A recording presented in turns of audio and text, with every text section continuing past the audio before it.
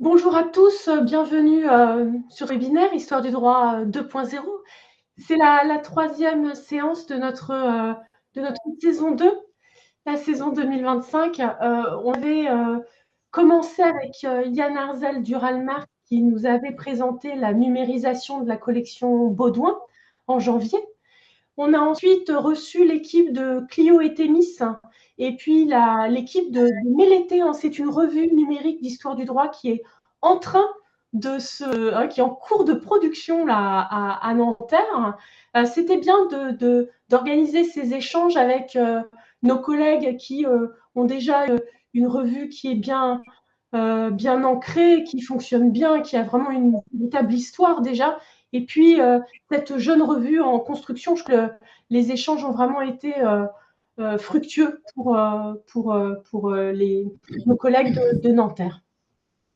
Et puis fructueux aussi pour l'équipe de Clio et Thémis, parce que ça permet de parler de cette revue et puis d'éclairer un peu les collègues aussi sur ce qu'est cet engagement éditorial qui n'est pas une mince affaire. Pour ceux qui sont impliqués dans ce genre d'aventure, c'est bien de temps en temps d'en parler à d'autres. Aujourd'hui, on va parler d'outils numériques en histoire du droit avec certains de nos collègues. Et pour présenter ces collègues, je laisse la parole à Louise. Bonsoir à tous. Donc, le sujet de ce soir, c'est un aspect concret de la recherche, puisqu'on va s'intéresser à l'exploitation d'outils numériques en histoire du droit. Alors, ces outils, ils vont nous permettre d'amplifier peut-être nos pratiques d'historiens du droit. Le rendez-vous de ce soir, il aborde 2 exemples concrets de ces pratiques, avec des sujets bien différents, des périodes aussi temporelles bien différentes. Ce rendez-vous prend donc les traits d'un atelier pour permettre à chacun peut-être de se projeter sur ses recherches en cours ou à venir et d'envisager peut-être l'emploi de certains outils qui vont être mentionnés aujourd'hui. Alors, je vais présenter nos intervenants du jour dans l'ordre de leur passage. Sentez-vous libre de compléter ces présentations qui sont sommaires par toute information qui serait utile de mettre en avant. Alors, dans un premier temps, et c'est par l'ordre aussi dans lequel les interventions vont se succéder, nous avons ce soir Yann Borrego-Stepnianski, qui est un ancien élève de l'ENS. Tu es doctorant contractuel en histoire du droit à l'université Paris-Panthéon-Assas. Alors, ton sujet de thèse porte sur les tribuns de la plèbe et la construction du droit public sous la direction du professeur Emmanuel Chevreau. C'est dans ce cadre que tu utilises notamment les outils numériques. Et je signale également que tu organises à Paris avec Alexandre Mims des ateliers liés aux outils numériques. Et d'ailleurs, n'hésite pas à nous en dire un petit peu plus à ce propos. Nous accueillerons aussi également Léo Brun qui se connectera pendant le webinaire. C'est un doctorant en histoire du droit du laboratoire IRM de l'Université de Bordeaux, d'ailleurs, qui m'accueille gentiment en tant qu'ATER cette année. Alors, son sujet de thèse porte sur les juristes français et le Japon sous l'ère Meiji, donc de 1868 à 1912, sous la direction du professeur Nader Hakim. Léo Brun, au-delà des compétences qu'il développe concernant le japonais, s'intéresse aussi aux humanités numériques. Et d'ailleurs, j'espère qu'un petit mot sera développé sur les ateliers qui sont aussi mis en place à Bordeaux à ce propos. Donc, je remercie nos 2 intervenants d'avoir accepté de délivrer leur expérience, leur pratique de ces outils. Et enfin, je remercie également le professeur Nader Hakim, qui se joint à nous en tant qu'animateur. Je me permets une rapide et non exhaustive présentation. Nader Hakim, vous avez fait des recherches qui portent initialement sur la doctrine civiliste française au XIXe siècle, qui est le sujet de votre doctorat qui a été soutenu en 2001. Vous êtes depuis 2010 professeur d'histoire du droit à l'Université de Bordeaux, où vous continuez de développer vos recherches sur l'histoire de la pensée juridique contemporaine, notamment. Votre intérêt pour les humanités numériques fait de vous un interlocuteur en fait de choix pour ce soir et pour animer ces discussions qui suivront. En ce sens, je signale d'ailleurs, et je mettrai le lien dans le chat, l'un de vos articles qui illustre cet intérêt, qui est un article qui a été publié en 2018 chez Clio Themis, qui s'intitule Histoire de la pensée juridique et analyse bibliométrique, l'exemple de la circulation des idées entre la France et l'Italie à la Belle Époque. Voilà, je vous cède tout de suite la parole, monsieur Hakim, et je vous remercie encore d'être présent. Merci beaucoup. Donc, bonjour à toutes et tous. Et c'est très gentil de m'avoir invité ici pour un sujet qui nous tient à cœur, hein. Louise, vous l'avez dit tout à l'heure, ça fait maintenant 3-4 ans qu'à titre collectif, à Bordeaux, on organise un certain nombre de manifestations sur les humanités numériques, pour les SHS au sens large, hein, pas qu'en histoire du droit. Mais on a fait une summer school il y a 2 ans, par exemple, en la matière.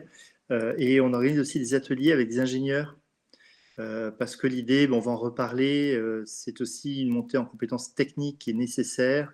On va en reparler par le détail tout à l'heure, hein, je ne veux pas du tout entrer ici dans les faits précis, mais l'idée, c'est qu'on peut faire des choses par soi-même.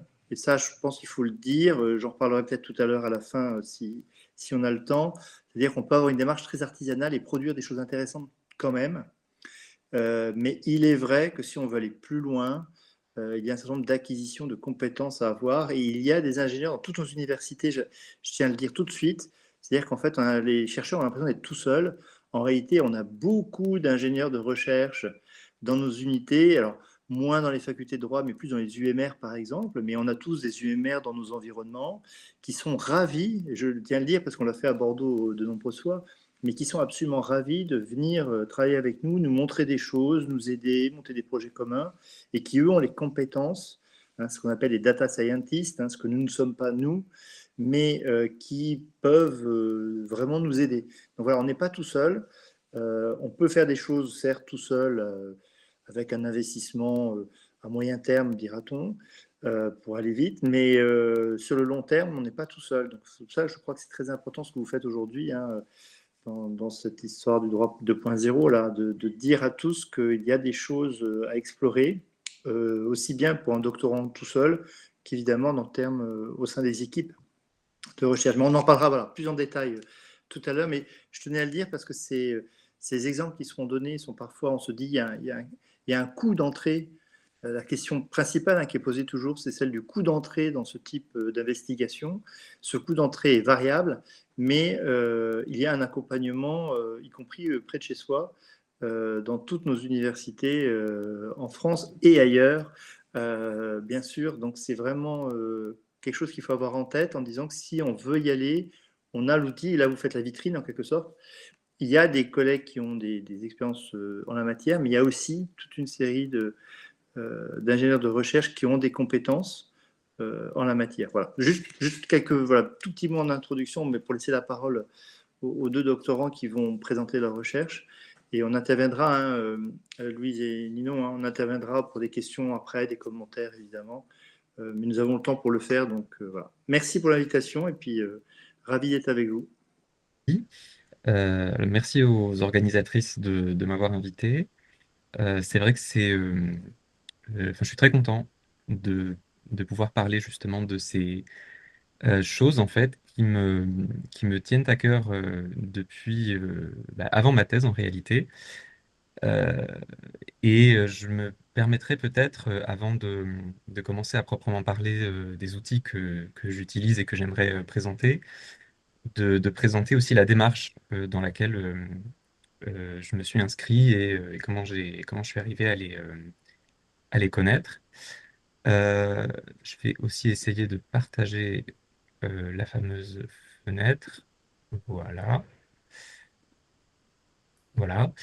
Euh, alors, pour commencer peut-être, et pour rebondir aussi sur ce que le professeur Hakim a dit sur ce qu'on peut faire par soi-même, et notamment sur le coût d'entrée. Alors c'est vrai que euh, c'est c'est une question que j'avais justement moi aussi, parce que souvent, bon, alors je vais peut-être commencer d'abord par parler de ma thèse. En fait, moi je travaille sur une magistrature de la Rome républicaine, qui s'appelle donc le Tribunat de la plèbe, particulier à bien des égards, mais ce n'est pas le sujet aujourd'hui. Et comme la plupart des études maintenant sur une magistrature dans l'Antiquité, et bon, à d'autres périodes aussi, une des choses qu'on attend de moi, c'est que je fasse une prosopographie. Et comme en plus il s'agissait de magistrats qui avaient des compétences législatives, euh, faire aussi un recueil de lois qui ont été proposées par ces tribuns, euh, confectionnées aussi d'ailleurs par eux. C'est aussi quelque chose qui devrait beaucoup enrichir mon travail. Et c'est la raison pour laquelle je me suis mis à la recherche d'un outil qui permette de classifier toutes ces choses-là et de le faire, disons, avec moins de difficultés que ce qu'on peut faire par le passé. Et ça va peut-être me permettre d'aborder mon premier point. Euh, alors, je l'ai intitulé «Qu'est-ce qu'une base de données relationnelle?» Bon, je commence vraiment par les choses les plus, disons, les plus basiques en la matière, mais c'est pour mieux introduire mon propos ensuite. Euh, alors, c'est vrai que la plupart des études euh, qui font intervenir des prosopographies ou des recueils de lois qui sont potentiellement très nombreux, justement pour permettre de faire des classements, des statistiques, de compter, voilà, faire des opérations sur toutes les données qu'on rassemble. Généralement, ce qu'on fait, c'est qu'on fait un tableur. euh, bon, ce qui n'est pas du tout une mauvaise chose, bien au contraire. Euh, en fait, un tableur, c'est déjà une base de données. Et ça, je pense que enfin, il faut le souligner, euh, parce que très souvent, on dit, voilà, voilà, j'ai mon tableur, j'ai mon Excel, pour ne pas citer le logiciel que tout le monde utilise.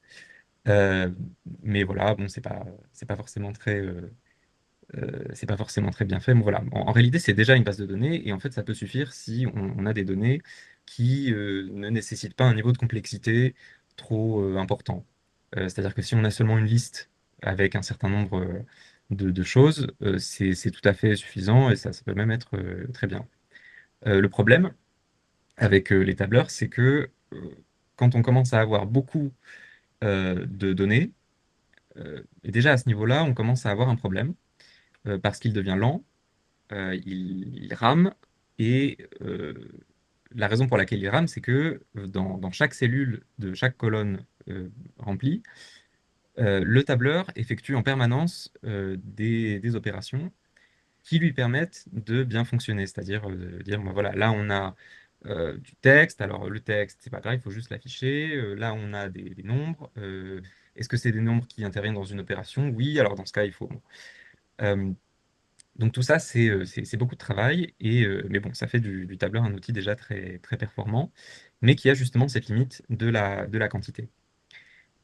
Et pour aller au-delà en fait de cet aspect-là, pour pouvoir se défaire de ce problème de la lenteur des tableurs, une des choses qu'on peut utiliser, c'est une base de données appelée relationnelle. Alors, on dit relationnel parce que euh, non seulement déjà les données en fait sont classées de telle sorte qu'elles ont des étiquettes en fonction du, du- de leur, du type, disons, de la catégorie dans laquelle on peut les ranger.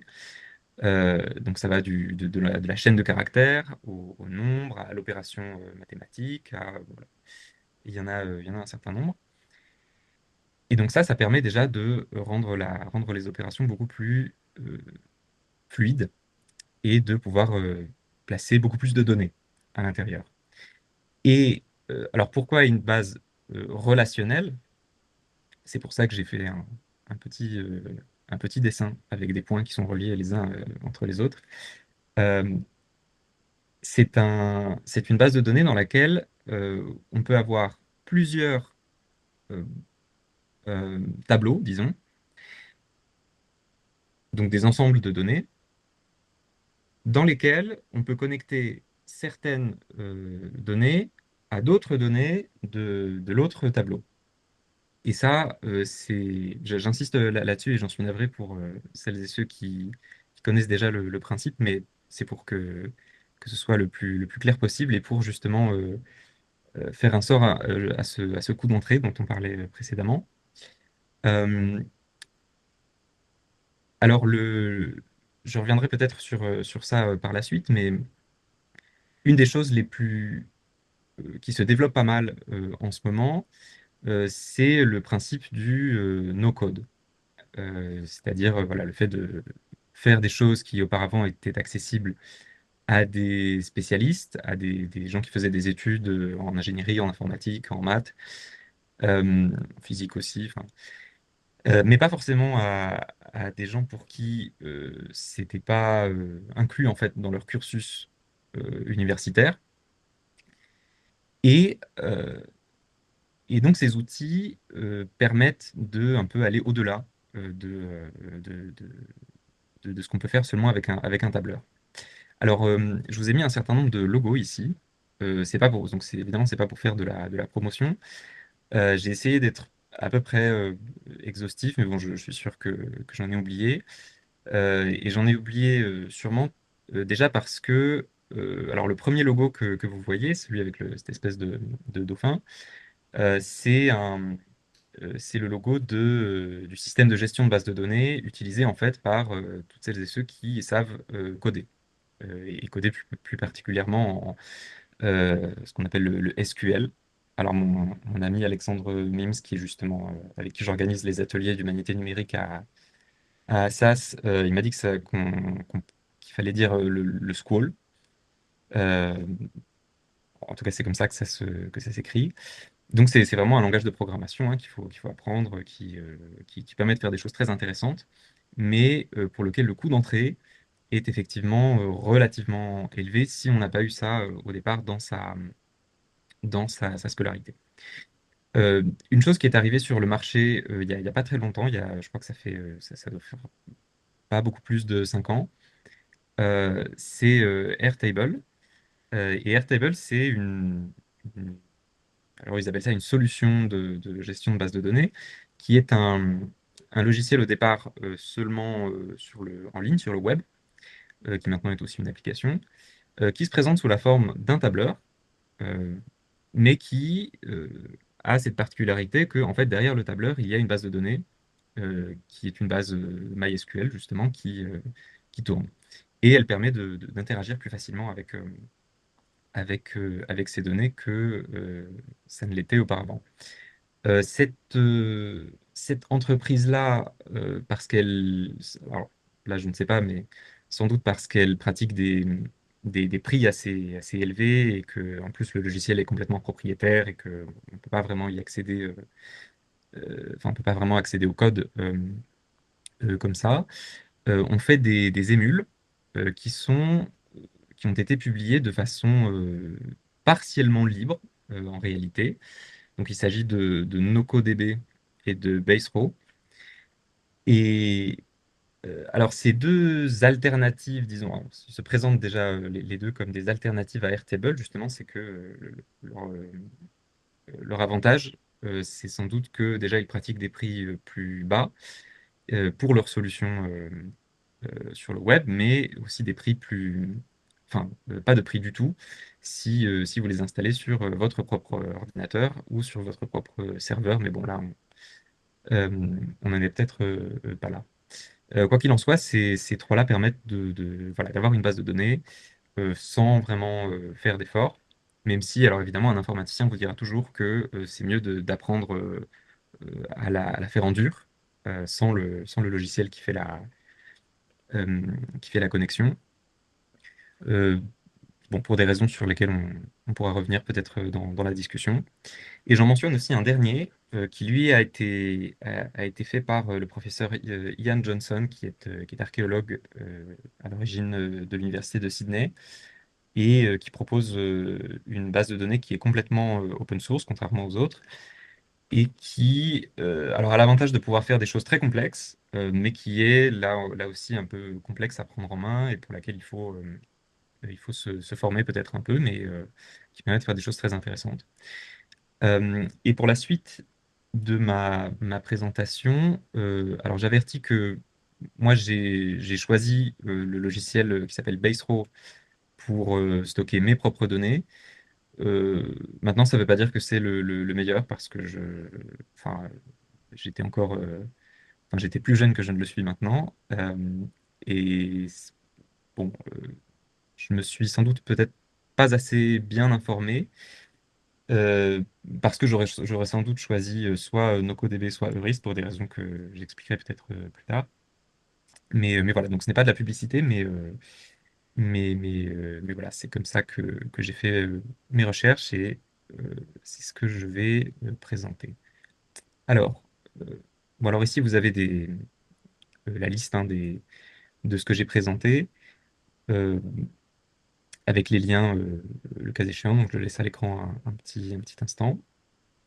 Voilà. Euh, et sans plus tarder, vous, je vais vous montrer comment fonctionne ma base de données, d'abord pour les données concernant les tribuns de la plèbe. Alors, je vous donne un lien dans la conversation. Voilà. Et normalement, vous pourrez suivre cela avec moi. Hop, voilà. Alors ça, c'est ma base de données telle qu'elle est sur Basero. Vous voyez peut-être d'abord ici sur la gauche, il y a une petite colonne dans laquelle on peut défiler, dans laquelle sont listées mes bases. Alors, la seule base qui va nous intéresser aujourd'hui, c'est la base Tribun, euh, pour laquelle j'ai un certain nombre de tables. Donc une table ou un tableau, hein, c'est ce qui rassemble un ensemble de données, disons, cohérentes. Et la première table dans ma base de Tribun, c'est une table qui s'appelle Tribun aussi. Donc ça, euh, c'est pas très original de ma part, mais voilà.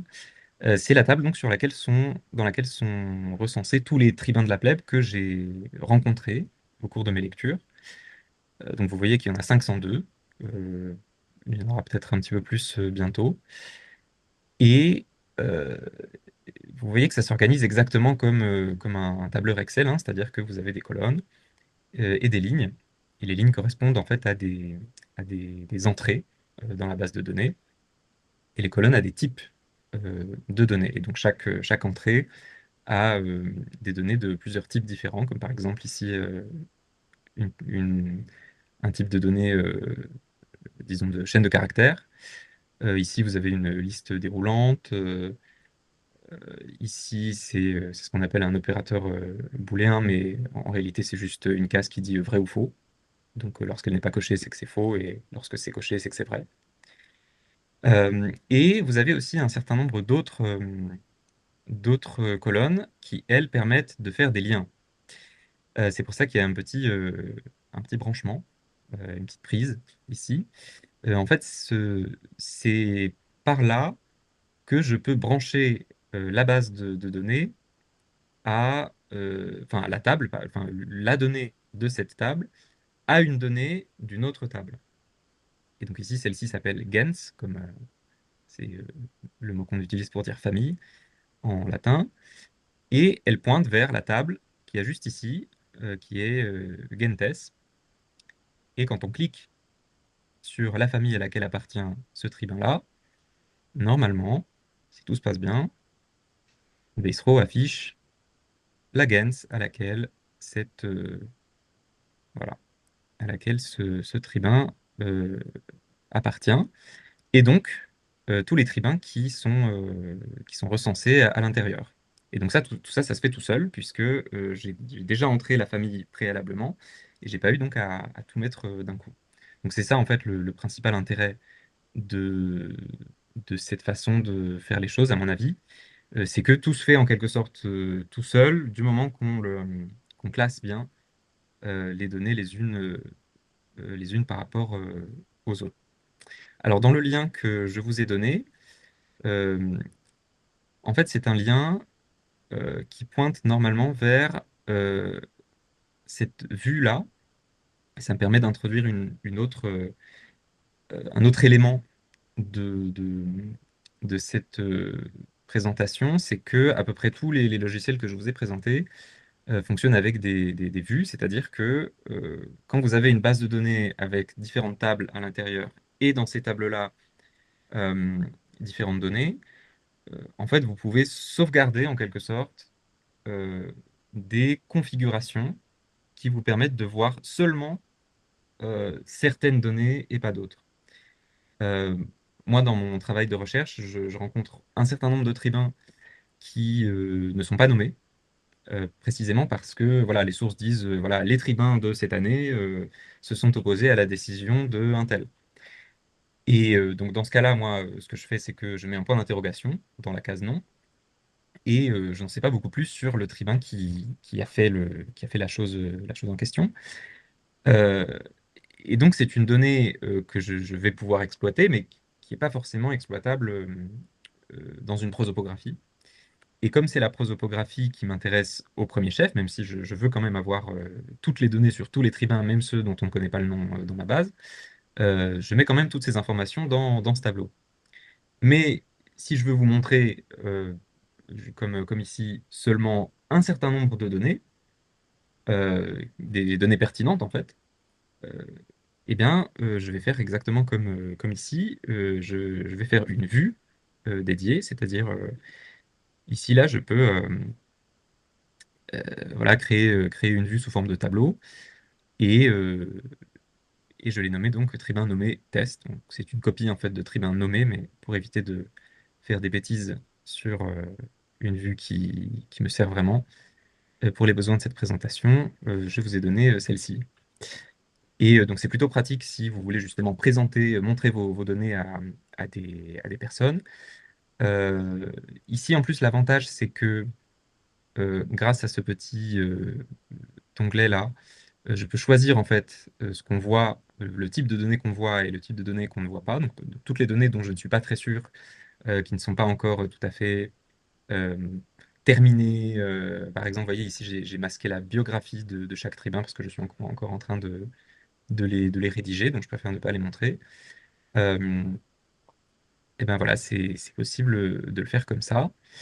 Et alors moi j'ai un accès administrateur, donc je peux voir, euh, je peux cliquer par exemple si j'ai une source qui parle d'un tribun particulier, comme par exemple le chapitre 25 du livre 22 de Tite-Livre, je peux cliquer dessus. Mais je crois que ce n'est pas possible si je partage la vue, ce qui est pas mal non plus.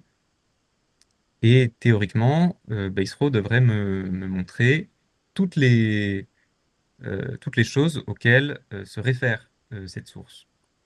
Donc par exemple ici, on voit que donc le nom que je lui ai donné, c'est l'abréviation qu'on donne usuellement aux citations de sources littéraires latines. L'auteur, c'est Tite-Live, donc là aussi c'est un lien vers la table des auteurs. L'œuvre, c'est Ab Urbe Condita, donc depuis la fondation de la ville. Là, j'ai remis le passage, mais ça, c'est peut-être un excès de zèle de ma part, mais c'est pour ensuite pouvoir les classer. L'année dont il parle, les consuls cités par cette source, s'il y en a, les tribuns, évidemment, un lien vers un site sur lequel on peut trouver le texte en entier, les gentes qu'il cite le cas échéant, les normes qui sont citées, là c'est le contenu tel que moi je l'ai sélectionné. Et voilà, bon, il y a beaucoup d'autres choses, mais je les laisse peut-être pour après.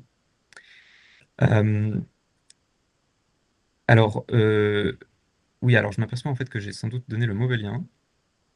Je vous donne l'autre tout de suite. Et donc, le premier lien que j'avais donné, c'était un lien qui euh, permettait de faire, enfin, de présenter une autre façon d'afficher peut-être ces données.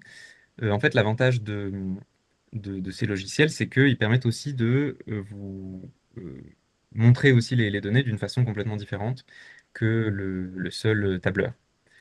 Ce qui est un peu une façon intermédiaire voir les choses, je sais pas, disons, c'est entre le graphique et le tableau, mais voilà, par exemple, ici, si je, si je veux avoir, disons, une vue plus agréable de mes données pour une quelconque raison, bon, à titre personnel, je m'en sers pas énormément, mais voilà, c'est toujours possible aussi de cette façon-là. Alors, peut-être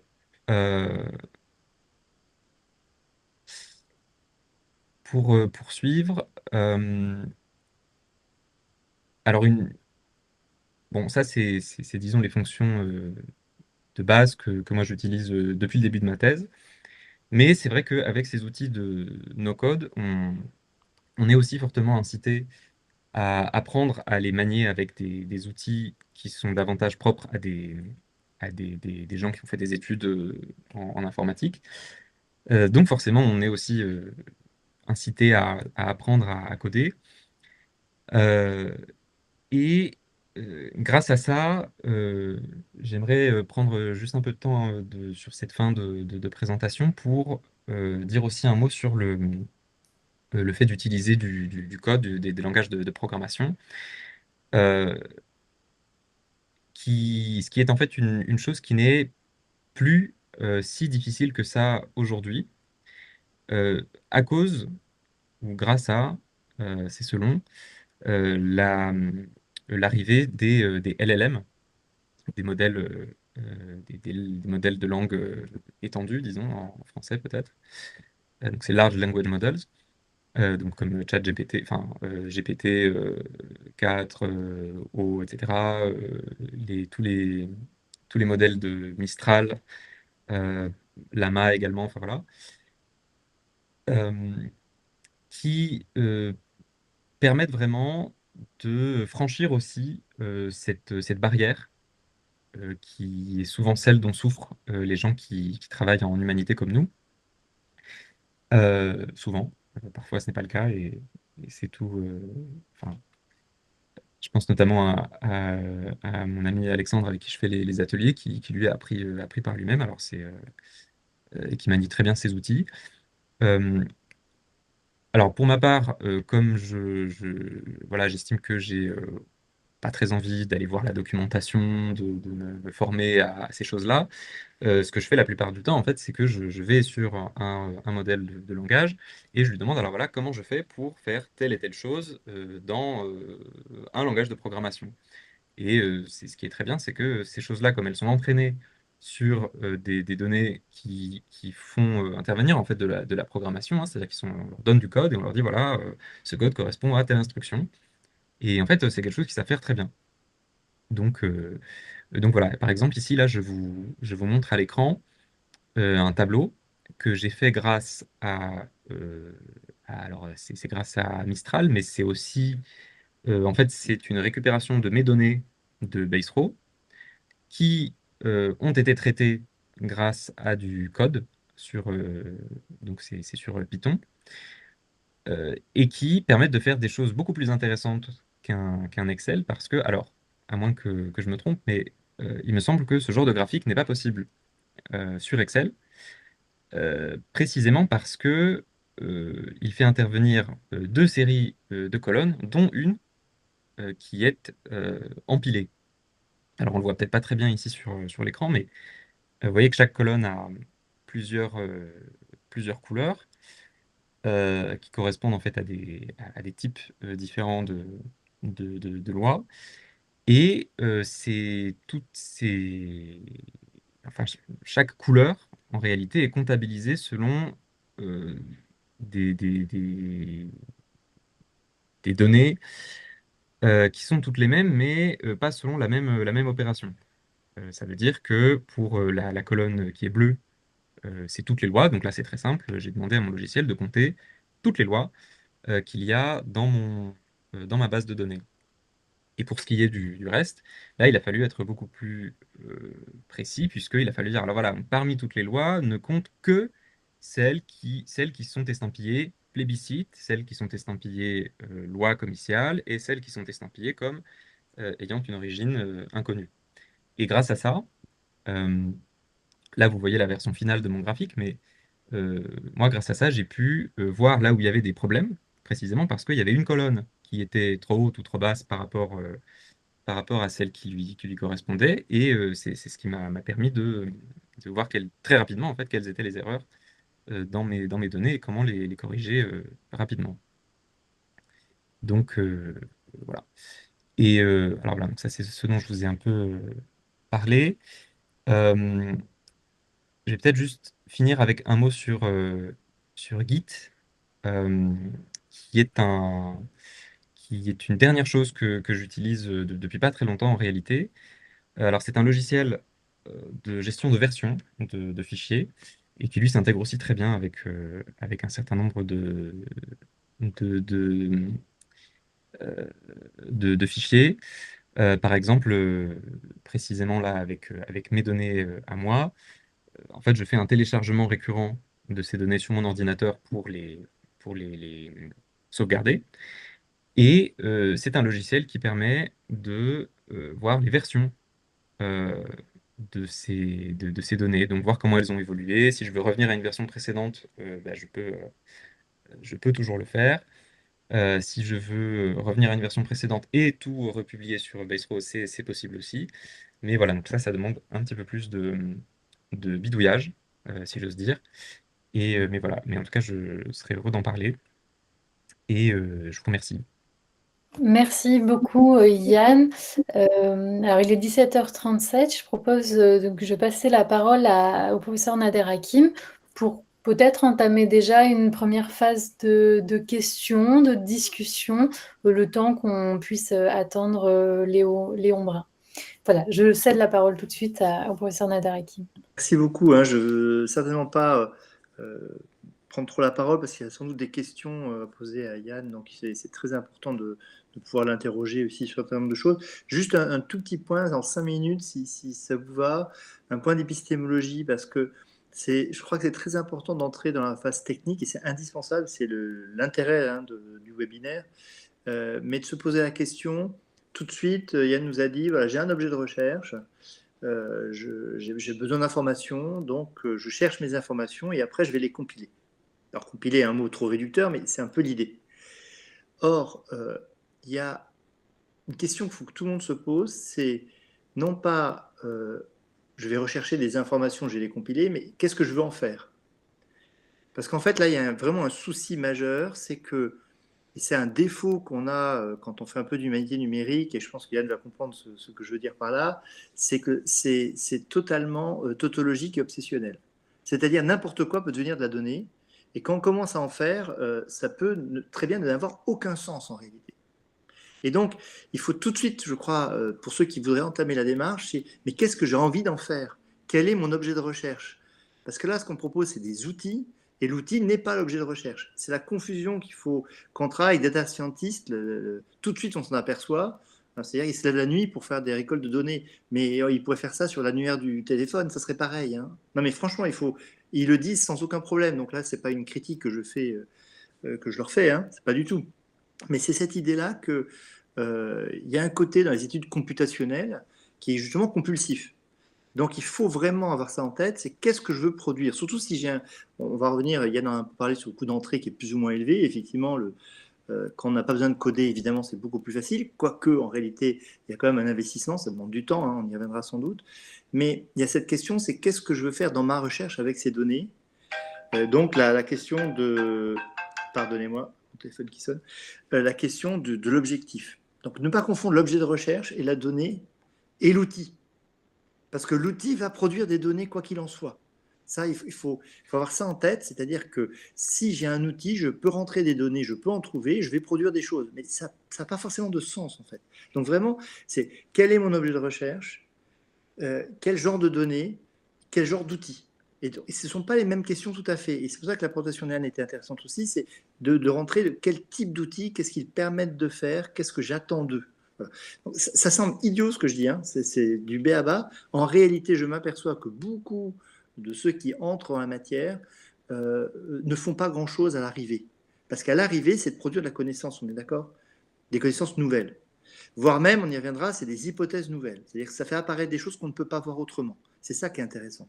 Mais il faut être en quelque sorte au clair avec soi-même. Donc, d'un strict point de vue épistémologique, il faut savoir, voilà, distinguer ça. Quel est mon objet de recherche? Quels sont les types de données que je voudrais traiter? Et quel outil je vais choisir pour les traiter au mieux?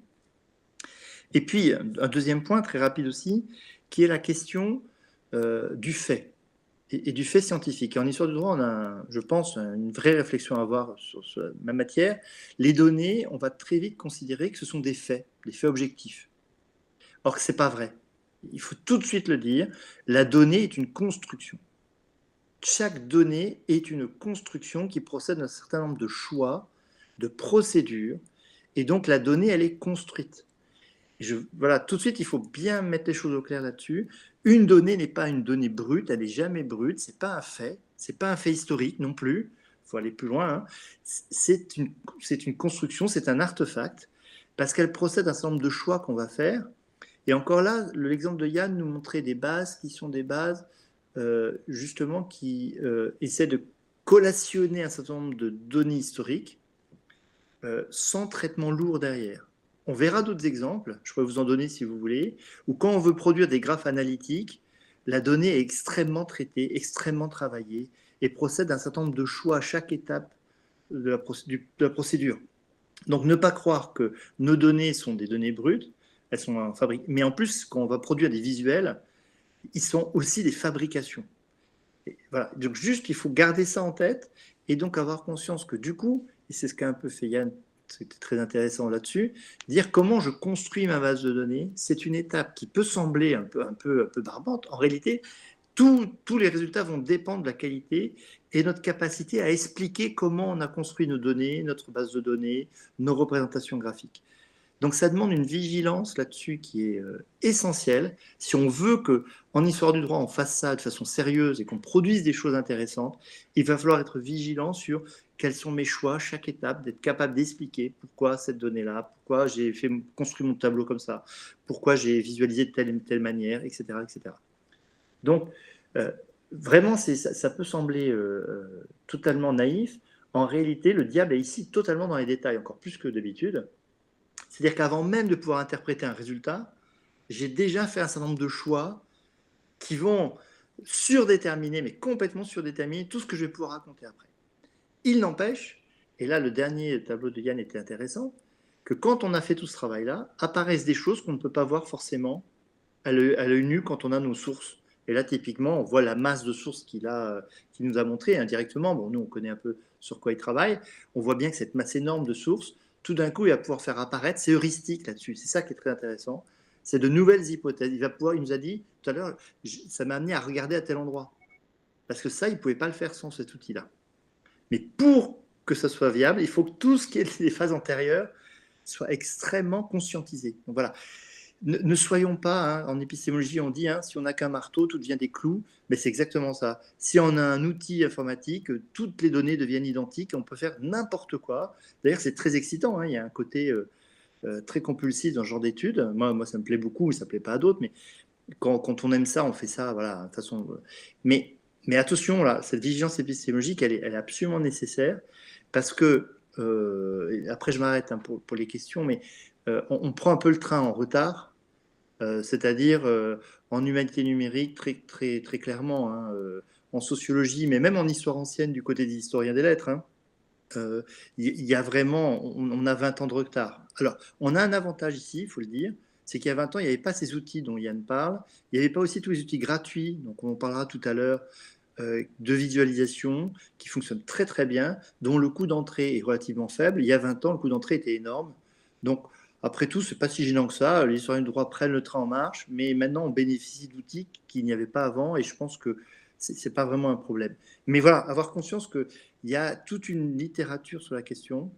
Ça serait pas mal peut-être de mettre une bibliographie sommaire. Yann ou Léo tout à l'heure pourraient le faire, je peux les aider s'ils veulent. Il y a des articles qui nous parlent directement, je pense à Le Mercier et d'autres Français qui travaillent sur les réseaux, l'analyse de réseau, qui ont des textes très clairs, qui nous expliquent quels sont les écueils et qui ont une expérience de 20 ou 30 ans, ce qui n'est pas notre cas, et je trouve que c'est très fructueux si on veut s'investir dans un domaine comme celui-là, d'avoir et parce que la littérature est énorme, mais je pense qu'en son sein, on peut tous sélectionner quelques articles qui nous ont particulièrement inspirés, assez clairs pour nous, qui ne rentrent pas justement dans les données de pure étude computationnelle, parce que ça peut être très très très compliqué effectivement, hein. Mais je pense que ça serait intéressant d'avoir cette conscience-là et donc de faire ces lectures-là aussi pour savoir où on met les pieds.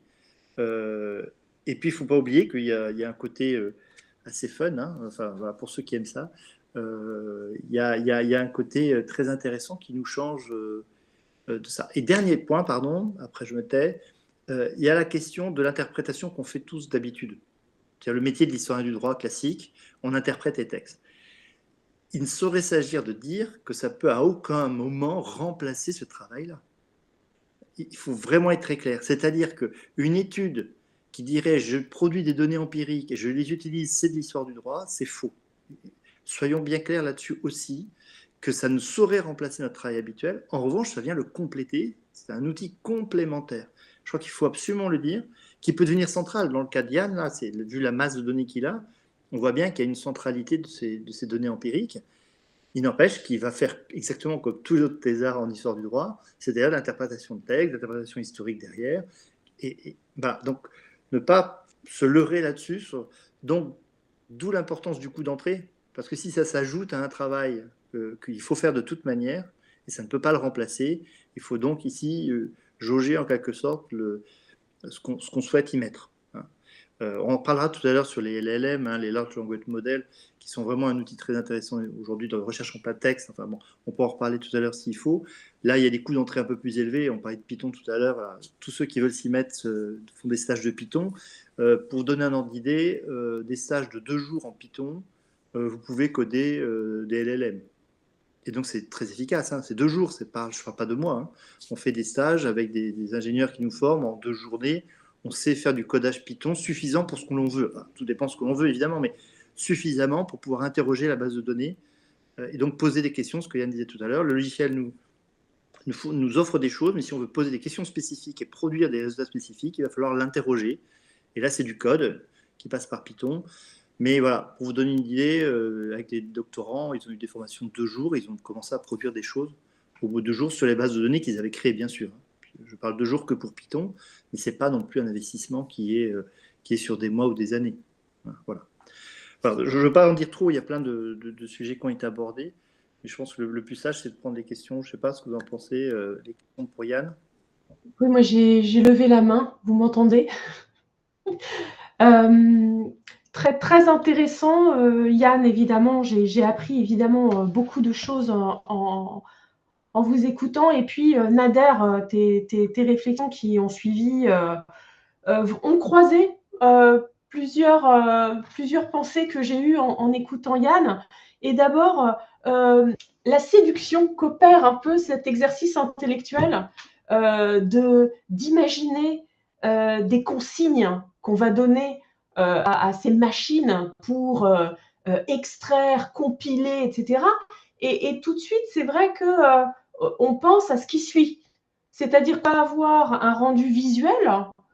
C'est ce que Yann nous montrait avec ses statistiques, hein, que tu as obtenues en codant ton signe. Et puis tout de suite après, les différentes couleurs qui vont t'amener, c'est là où je rejoins complètement Nader, qui vont t'amener à une interprétation de ce que tu vois et une interprétation de ce que l'outil t'a permis d'extraire. Et j'en viens à ma question, c'est que tu vas devoir faire dans ta thèse finalement une exploitation, je ne sais pas si le terme est adapté, mais une exploitation un petit peu littéraire de toutes ces informations que tu as collectées dans un récit un peu. Hein. Tu vas nous traduire toutes ces données dans un récit interprétatif qui va être ta thèse. Et est-ce que cette base de données en toi, tu vas pouvoir la partager avec d'autres chercheurs comme résultat de ta thèse? Tu vois ce que je veux dire? Il va y avoir la production de ta thèse et j'allais dire, et ensuite, tout ce travail, toute cette collecte, quelle forme ça va prendre? Quel partage tu vas pouvoir en faire? Merci beaucoup. Et merci au professeur Hakim d'avoir rappelé tous ces ces éléments théoriques dont enfin, c'est vrai que c'est très important et il faut sans doute le rappeler hein, à chaque fois qu'on fait ça, justement à cause de cet aspect sur la séduction, justement, hein, ce dont vous parliez, Madame Maillard, sur le qu'opère. C'est parce qu'il y a un côté un peu, voilà, quand on nous le présente, il y a un côté un peu magique. On se dit: «Ah oui, mais voilà, il donne une consigne et hop là, ça sort comme ça» et hem et c'est vrai que bon, en réalité, c'en est quand même enfin, la réalité, je trouve, en est quand même plutôt éloignée et hem et justement, heu, s'agissant de ce que je vais faire de ces données, en fait, il y a 2 choses. La première, c'est que moi, le choix que j'ai fait de, partir sur une, utilisation de enfin, une récolte de données dans une base de données, relationnelle, c'est que j'ai fait ce choix parce que je voulais me faciliter le travail, dans le cadre de la thèse elle-même. C'est-à-dire, sans penser à l'après, dans la thèse elle-même, je me disais: «Il faut que, je puisse aller, en quelque sorte, vite et bien». Et une façon de faire, vite et bien à mon avis, c'est justement voilà, de catégoriser tout de suite, tout ce qui peut être, catégorisé. Alors évidemment, en plus là, je le présente comme ça, mais, je crois que j'ai réfléchi à la façon dont j'allais organiser cette base de données pendant plusieurs mois d'affilée, avant même de commencer la thèse et chaque table, chaque colonne, chaque, élément a fait l'objet voilà, de beaucoup de questionnements, heu, qui étaient des questionnements alors, il y avait des impératifs disons, relatifs à l'objectif, hein. C'est-à-dire, bon voilà, là si je classe, les gens comme ça ou comme ça, est-ce que c'est plus malin de faire d'abord, une catégorisation personne, puis une catégorisation, puis une sous-catégorisation tribun, puis consul enfin des choses comme ça. Et évidemment, il y a aussi il y a aussi les questions plus générales sur, voilà, est-ce que ça ne quel est le biais que ça introduit? Et c'est une chose sur laquelle les, du côté des sciences, si j'ose dire, dures, on est beaucoup plus, informés. On réfléchit toujours aux biais, qu'on a et c'est vrai que dans les sciences humaines, c'est quelque chose qu'on n'a pas forcément, en tête ou du moins, de façon moins évidente. Heu, alors en sciences de l'Antiquité, c'est quelque chose qui est arrivé avec l'anthropologie, enfin, l'anthropologie appliquée à l'histoire, mais enfin, je ne m'étends pas et donc, pour, répondre à la question de savoir ce que je vais faire après avec, ces données, ça aussi, ça a été enfin, j'ai beaucoup réfléchi, là-dessus et c'est aussi ça qui a guidé mon choix de logiciel. Parce que je voulais quelque chose qui puisse me permettre d'avoir les données, disons, sur mon ordinateur, à moi, de pouvoir les traiter comme je le voulais, même si à l'époque je ne savais pas du tout les traiter, hem, pour ensuite pouvoir les publier. Parce que, alors, il y a un certain nombre de bases de données qui sont présentées en tant que telles, sur internet, y compris faites par des historiens, qui, globalement, bon, qui sont extrêmement bien faites et voilà, qui ont pris énormément de temps et voilà, mais qui en fait n'ont pas été, construites dès le début comme un ensemble de données, mais plutôt comme des fichiers sur, du traitement de texte, habituel, hein, comme, Word ou, LibreOffice, enfin ce genre de choses. Et qui seulement dans un deuxième temps, ou même sur Excel, qui donc dans un deuxième temps sont, transformés en pages web, en bases accessibles depuis d'autres endroits et le problème à mon avis quand, on fait ça, c'est qu'on sous-exploite les capacités disons de ce que peut faire un ordinateur depuis très longtemps. Et c'est ça aussi qui m'a persuadé de faire, d'utiliser enfin de travailler de cette façon-là. Parce que comme ça, je sais que in fine, même si, à l'heure actuelle, je ne sais pas encore, hein, exactement quelle est la et même je sais même pas quel type de données, quelle colonne je vais bien vouloir afficher. Mais en tout cas, je sais que je vais pouvoir le choisir. Et bon, voilà, j'ai déjà essayé de faire des essais, disons, de publication sur Internet. Et bon, il est vrai que ça marche plutôt bien, mais voilà, là, il faudra encore présenter ces données d'une façon telle que ça puisse avoir un sens, que ça puisse faire, par exemple, une prosopographie euh, maniable, un recueil de lois maniable, etc. Oui, Yann Arzel, il évoquait, hein, Louise, quand on a parlé avec lui, cette sous-exploitation de la base de données, hein, dont on parlait avec lui. Rêvelois, il disait qu'il y avait vraiment encore, les chercheurs lisaient ça encore, hein, comme bah, tiens, je vais aller chercher telle loi, et puis je la trouve, et puis voilà. Alors qu'il disait que justement, tous ces outils, la machine pouvait produire en elle-même un contenu, comme disait Nader, après qui peut être exploité et aussi critiqué, enfin, tu vois, quand on explique la démarche. Et j'en viens à ma deuxième question, parce que suite à ce que Nader expliquait, de fait, dans ta thèse, il va falloir que tu reviennes très précisément sur l'explication de ta méthode, sur l'explication de cette démarche, sur l'utilisation de l'outil, sur la manière dont tu as prévu tes consignes, parce que pour donner la main, pour qu'on puisse comprendre cette démarche et pour qu'on puisse aussi l'interroger, éventuellement la critiquer, éventuellement en comprendre justement les biais. Et c'est peut-être ça aussi où toute la question épistémologique que posait Nader, c'est-à-dire que si dans ta thèse, on n'a que le résultat de tout ce que tu as fait toi-même le choix d'exploiter sans que tu aies pu remonter à toute cette démarche, finalement, eh ben, Nader le disait, et je me rends compte en l'écoutant, c'est que en fait, on n'a pas la main, on ne peut pas juger des choix que tu as faits et éventuellement venir les compléter, les critiquer ou même parfois même tout simplement les comprendre. Oui, voilà, et c'est la raison pour laquelle voilà, moi j'aimerais que, que ce soit le plus accessible possible et le plus maniable possible. Alors après, bon, comment le faire, c'est pas encore. C'est une question que j'ai choisi de reléguer un peu à plus tard, mais voilà, mais c'est sûr que c'est très important.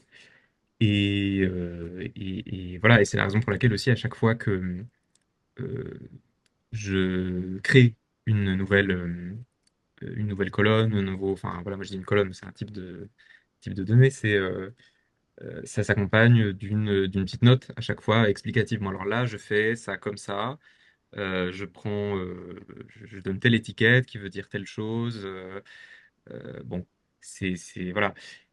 Et d'ailleurs, ça m'amène à une remarque que je m'étais faite plusieurs fois déjà euh, auparavant, c'est que, alors, on se dit au départ qu'on va se simplifier la tâche en faisant tout ça, mais la vérité, en fait, c'est qu'on se la complique un peu parce que ça nous oblige, si on veut faire un bon travail, à déjà à expliquer ce qu'on fait, ce qui est pas forcément si évident que ça, euh, et ensuite à respecter le cadre qu'on s'est fixé à l'avance. Alors là, ce qui justement est, intéressant avec ces outils-là, c'est qu'on peut faire varier on peut faire bouger le cadre quand même. Et ça, justement, ça c'est justement la souplesse dont je pense on a besoin euh, dans des recherches au long cours, puisque en fonction des données, en fait, on va avoir envie enfin des données, de ce qui a vocation à être une donnée, on a envie de peut-être faire varier l'armature qu'on a définie au début. Et voilà, et tout ça, ça doit s'accompagner toujours d'explications, voilà. Et en plus, une dernière chose, c'est il faut faire rentrer euh, les informations dans le cadre qu'on a établi. Et ça, c'est s'astreindre à cette discipline, c'est du temps en plus. moi, j'ai prévu énormément de cas, de, de cases dans lesquelles je pouvais mettre des types d'informations. Bon, là, je me suis rendu compte au bout d'un an qu'il y en a quand même beaucoup qui me prenaient plus de temps qu'elles ne me euh, facilitaient la tâche. Donc voilà, elles ont été enlevées. Bon. Merci beaucoup, Yann. Je vois que Jérôme Héninck, vous voulez parler? Oui, bonjour à ceux à qui j'ai pas dit bonjour. Merci beaucoup, monsieur. Je trouve ça très, très, très intéressant. J'ai appris, parce que je ne connaissais pas beaucoup les choses. Et je fais partie de ces gens qui utilisent des bases de données comme un livre et pas du tout comme une base de données. Et donc, il faut apprendre. Alors moi, je réagis un peu à ce qu'a dit, ce que vous avez dit, Nader et Ninon. Et à la fois pour faire un peu l'avocat du diable et peut-être pour susciter la discussion. Je suis d'accord hein, sur le fait qu'il faut absolument expliciter sa méthode et avoir une prévention dans la construction de sa méthode, etc. Et pour autant, je me dis, oui, mais finalement, c'est une nouvelle méthode qui se met en place, parce que des tests sur des bases de données, et pas que des tests d'ailleurs, on en voit dans notre discipline fleurir depuis quelques années, et tant mieux. Moi, je trouve que c'est très bien, parce que c'était le grand rêve de la génération avant nous, de Bernard Schnapper notamment, de faire du quantitatif, et puis on ne pouvait pas le faire, hein, donc ça s'est vite arrêté. Donc finalement, ça va permettre de faire l'histoire quantitative du droit, je ne sais pas comment on peut le qualifier, et c'est super.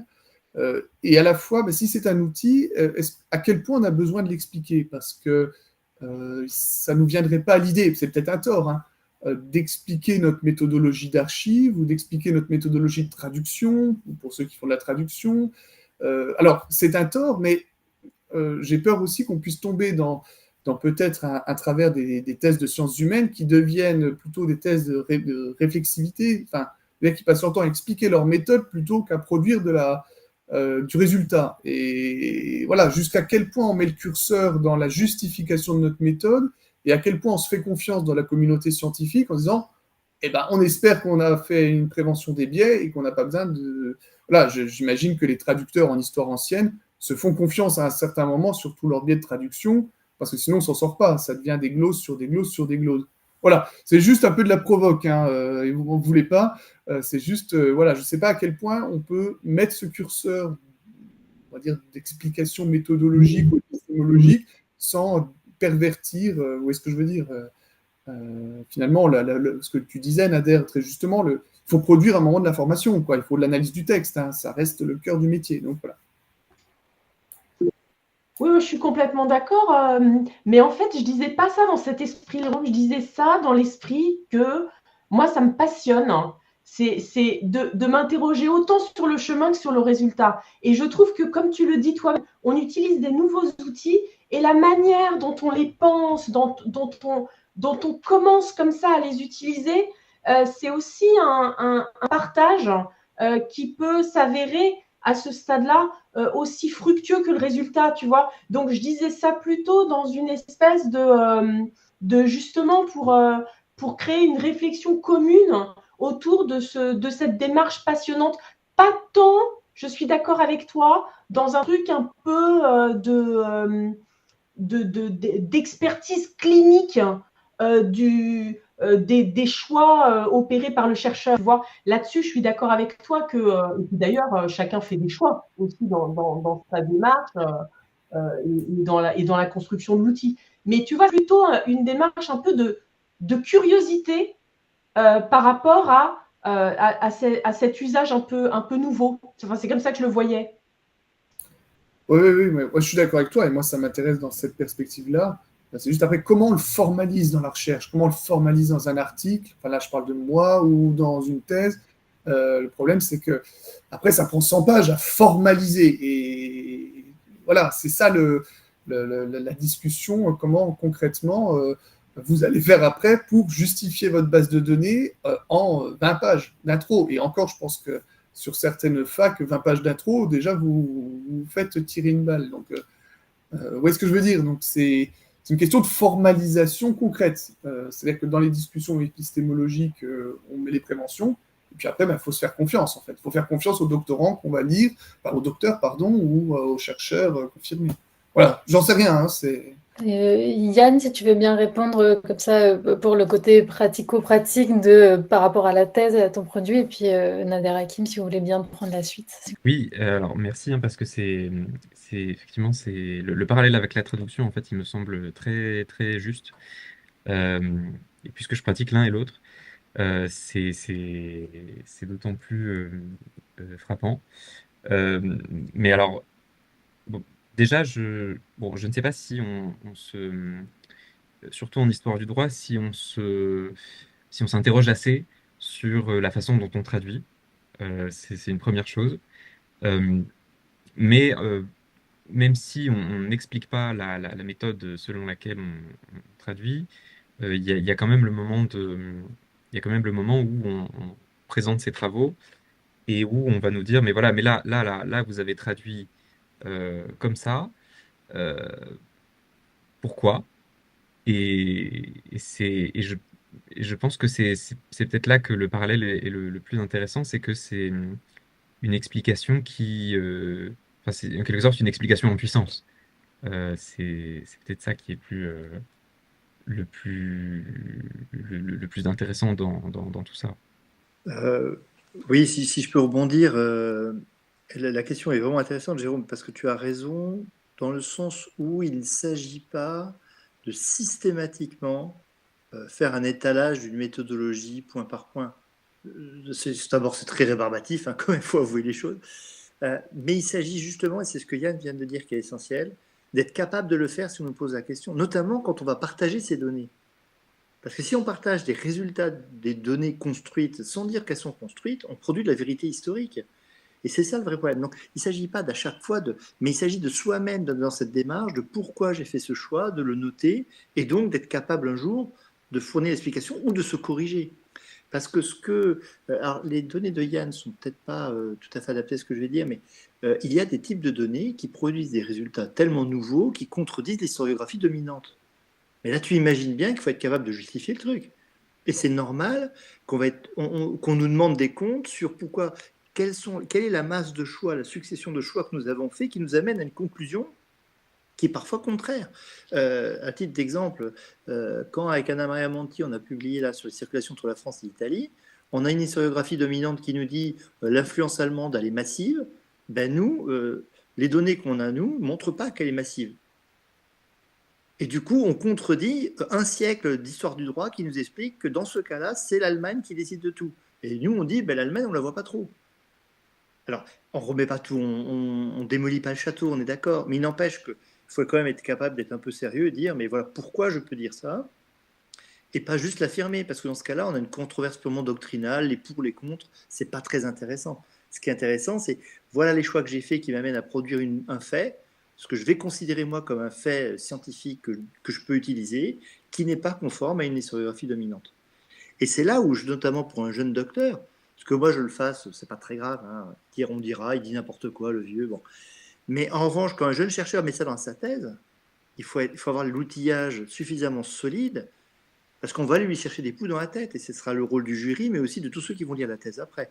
Donc pas forcément qu'il en fasse l'étalage, je suis d'accord avec Jérôme là-dessus, mais qu'il soit capable de le faire et qui, ne serait-ce que synthétiquement, explique la masse des choix, des paramétrages, parce que là, il n'y a pas beaucoup de paramétrages dans ce qu'a donné encore Yann, mais quand on utilise par moi, comme moi des logiciels de visualisation graphique de réseau, le nombre de paramétrages, mais je fais 50 paramétrages avant de produire un graphe. Donc si je ne suis pas capable d'expliquer, ça tient vraiment de la pifométrie en fait. Hein. Mais non mais vraiment, c'est-à-dire qu'on peut tellement les manipuler qu'on peut faire ce qu'on veut en réalité. D'où l'intérêt de cette rigueur, d'être capable, si on me le demande ou s'il y a un souci, de dire voilà, j'ai fait ce choix-là pour telle raison.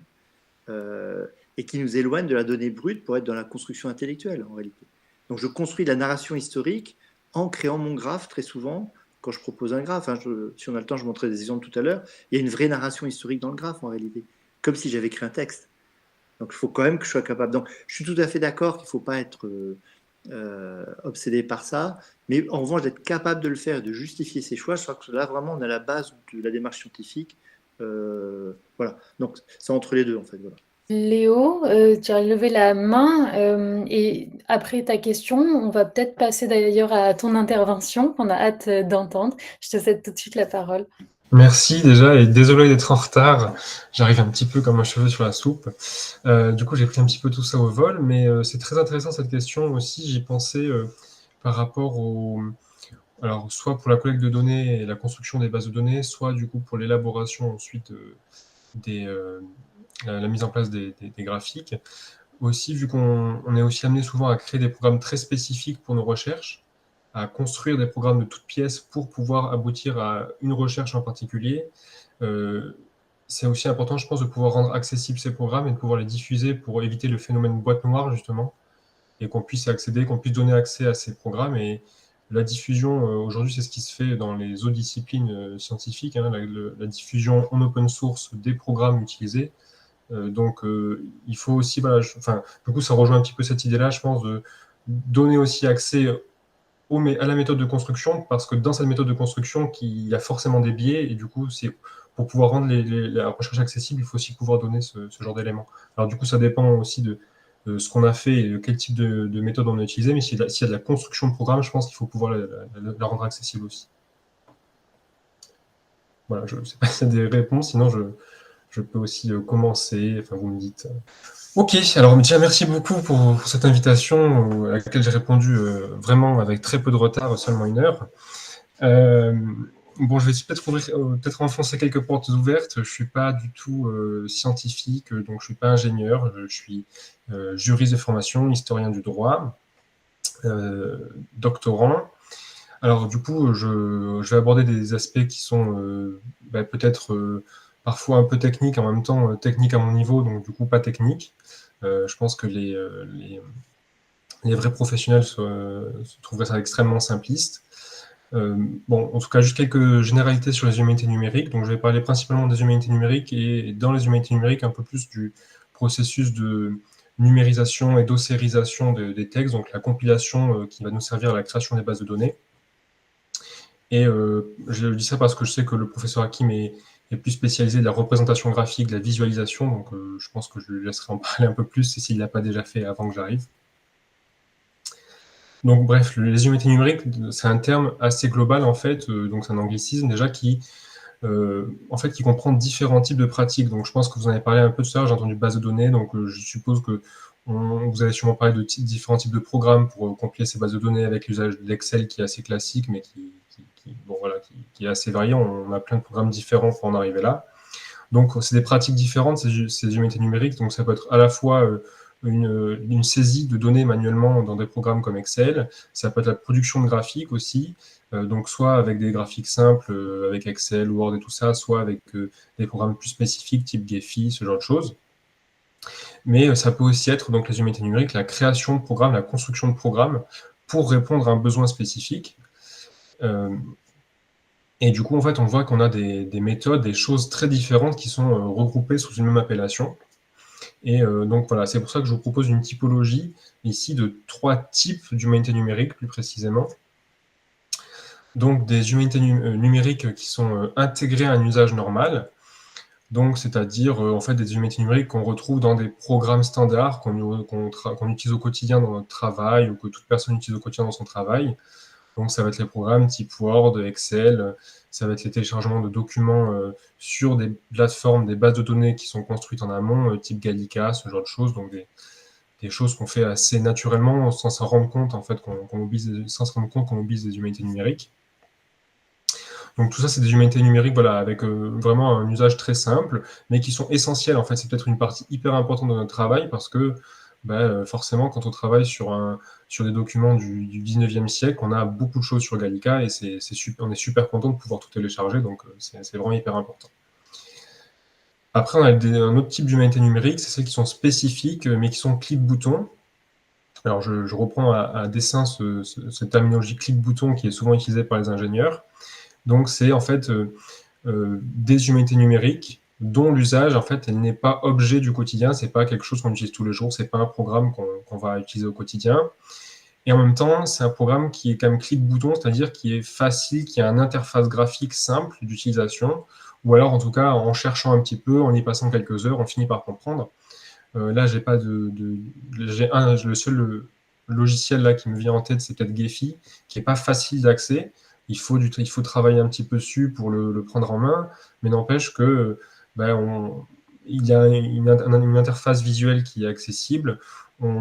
En cliquant un petit peu partout, en faisant des recherches, on peut accéder à des choses, on peut rajouter des modules, on peut travailler avec notre souris sans devoir y passer des heures et des heures à essayer de construire quelque chose. Là, on a déjà un programme qui est construit et c'est à nous de l'utiliser. Donc ça, c'est ce genre d'humanité numérique qui sont donc spécifiques, donc un peu spéciales, mais en même temps clic-bouton, c'est-à-dire que tout est accessible avec notre souris, tout est accessible en faisant des recherches sur le programme.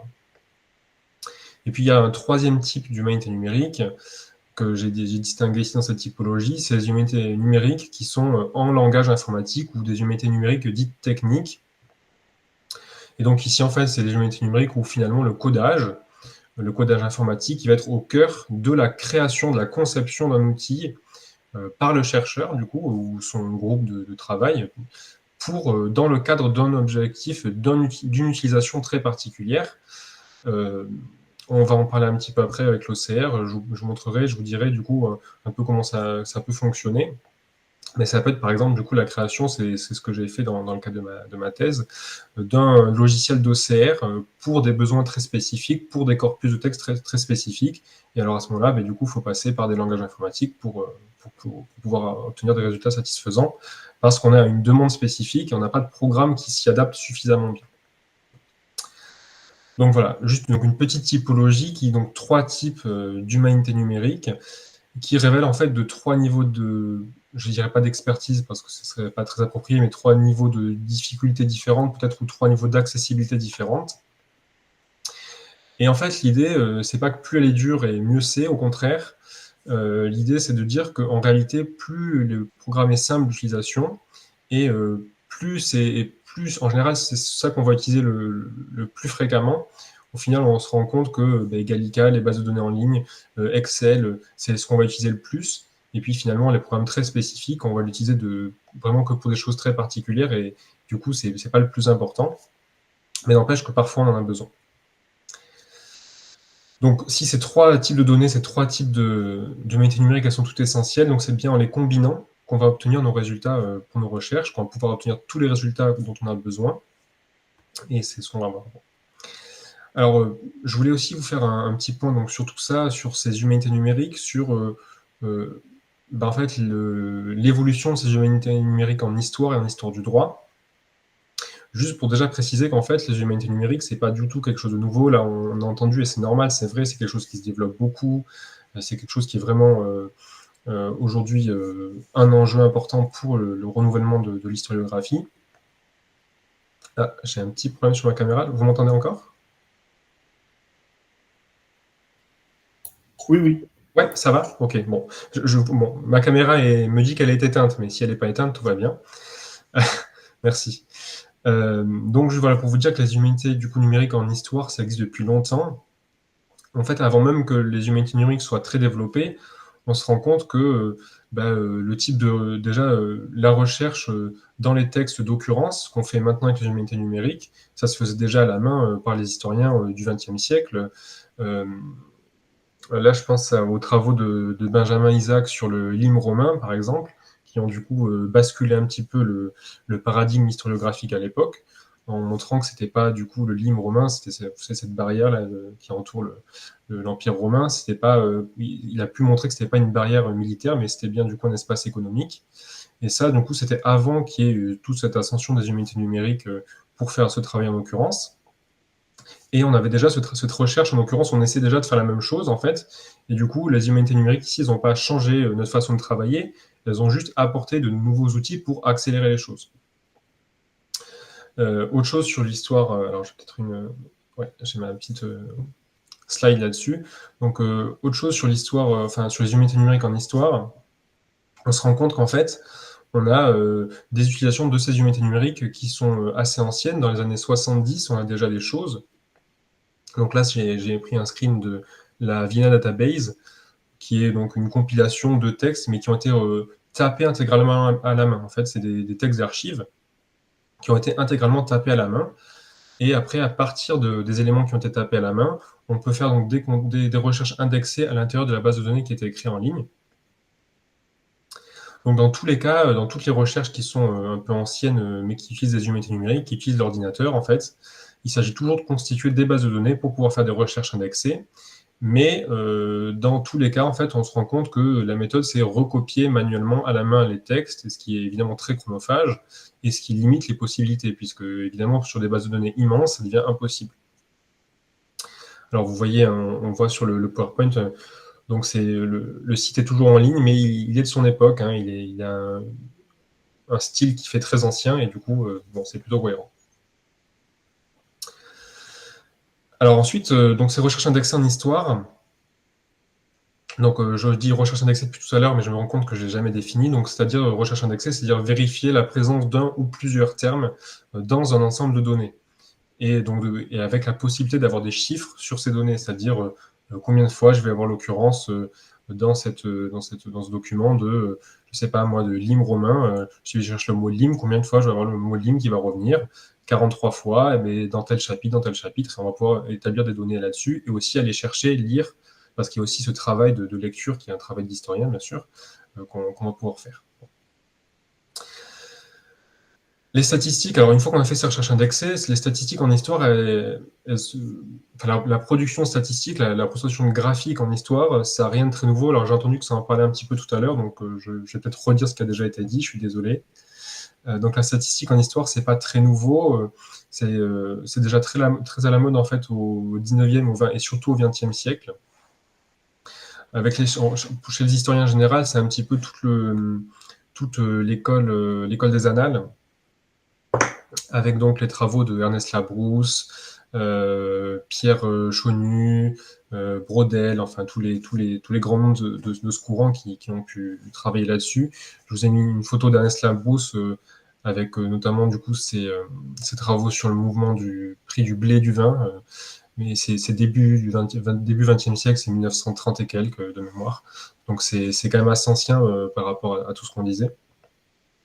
Avec donc alors, des humanités numériques oui et non, mais on a toujours en tout cas déjà bien ce mouvement statistique qui se met en place. Et en fait, on se rend compte que les fervents défenseurs des humanités numériques ensuite, ils vont reprendre cette même typologie, cette même façon de faire. Donc c'est déjà des choses qui sont déjà là en amont. Alors les historiens du droit sont peut-être un peu en retard là-dessus, et c'est un peu le problème. On va voir qu'en fait, en général, les historiens du droit sont toujours un petit peu en décalage et toujours un petit peu en retard sur les historiens généralistes. Ça ne veut pas dire qu'on est moins bon, ça veut dire qu'il y en a toujours ça prend un peu plus de temps à se développer. Alors, autre chose ensuite, dans cette histoire des humanités numériques en histoire, c'est l'informatisation progressive du coup et l'apparition de l'OCR. Alors, je dis OCR depuis tout à l'heure, mais bon, ça parle peut-être pas à tout le monde et ce serait normal. L'OCR, du coup, en fait, donc c'est l'Optical Character Recognition, donc c'est la transposition d'une image, donc d'une photo, d'un scan, en texte. En fait, c'est quand vous téléchargez un document aujourd'hui sur Gallica, c'est ce que vous avez, le résultat de votre PDF. Vous pouvez faire des copies dedans, vous pouvez les coller sur un document Word. Tout ça, c'est grâce donc à cet OCR. Et l'OCR, aujourd'hui, alors maintenant, on commence à beaucoup l'utiliser. Il est vraiment au cœur de tout ce travail des bibliothèques en ligne. Et en fait, on se rend compte qu'il existe depuis assez longtemps. Il existe depuis les années 1950, en fait. Et il a été utilisé surtout par les banques, par les professionnels de l'économie dans les années 50-60.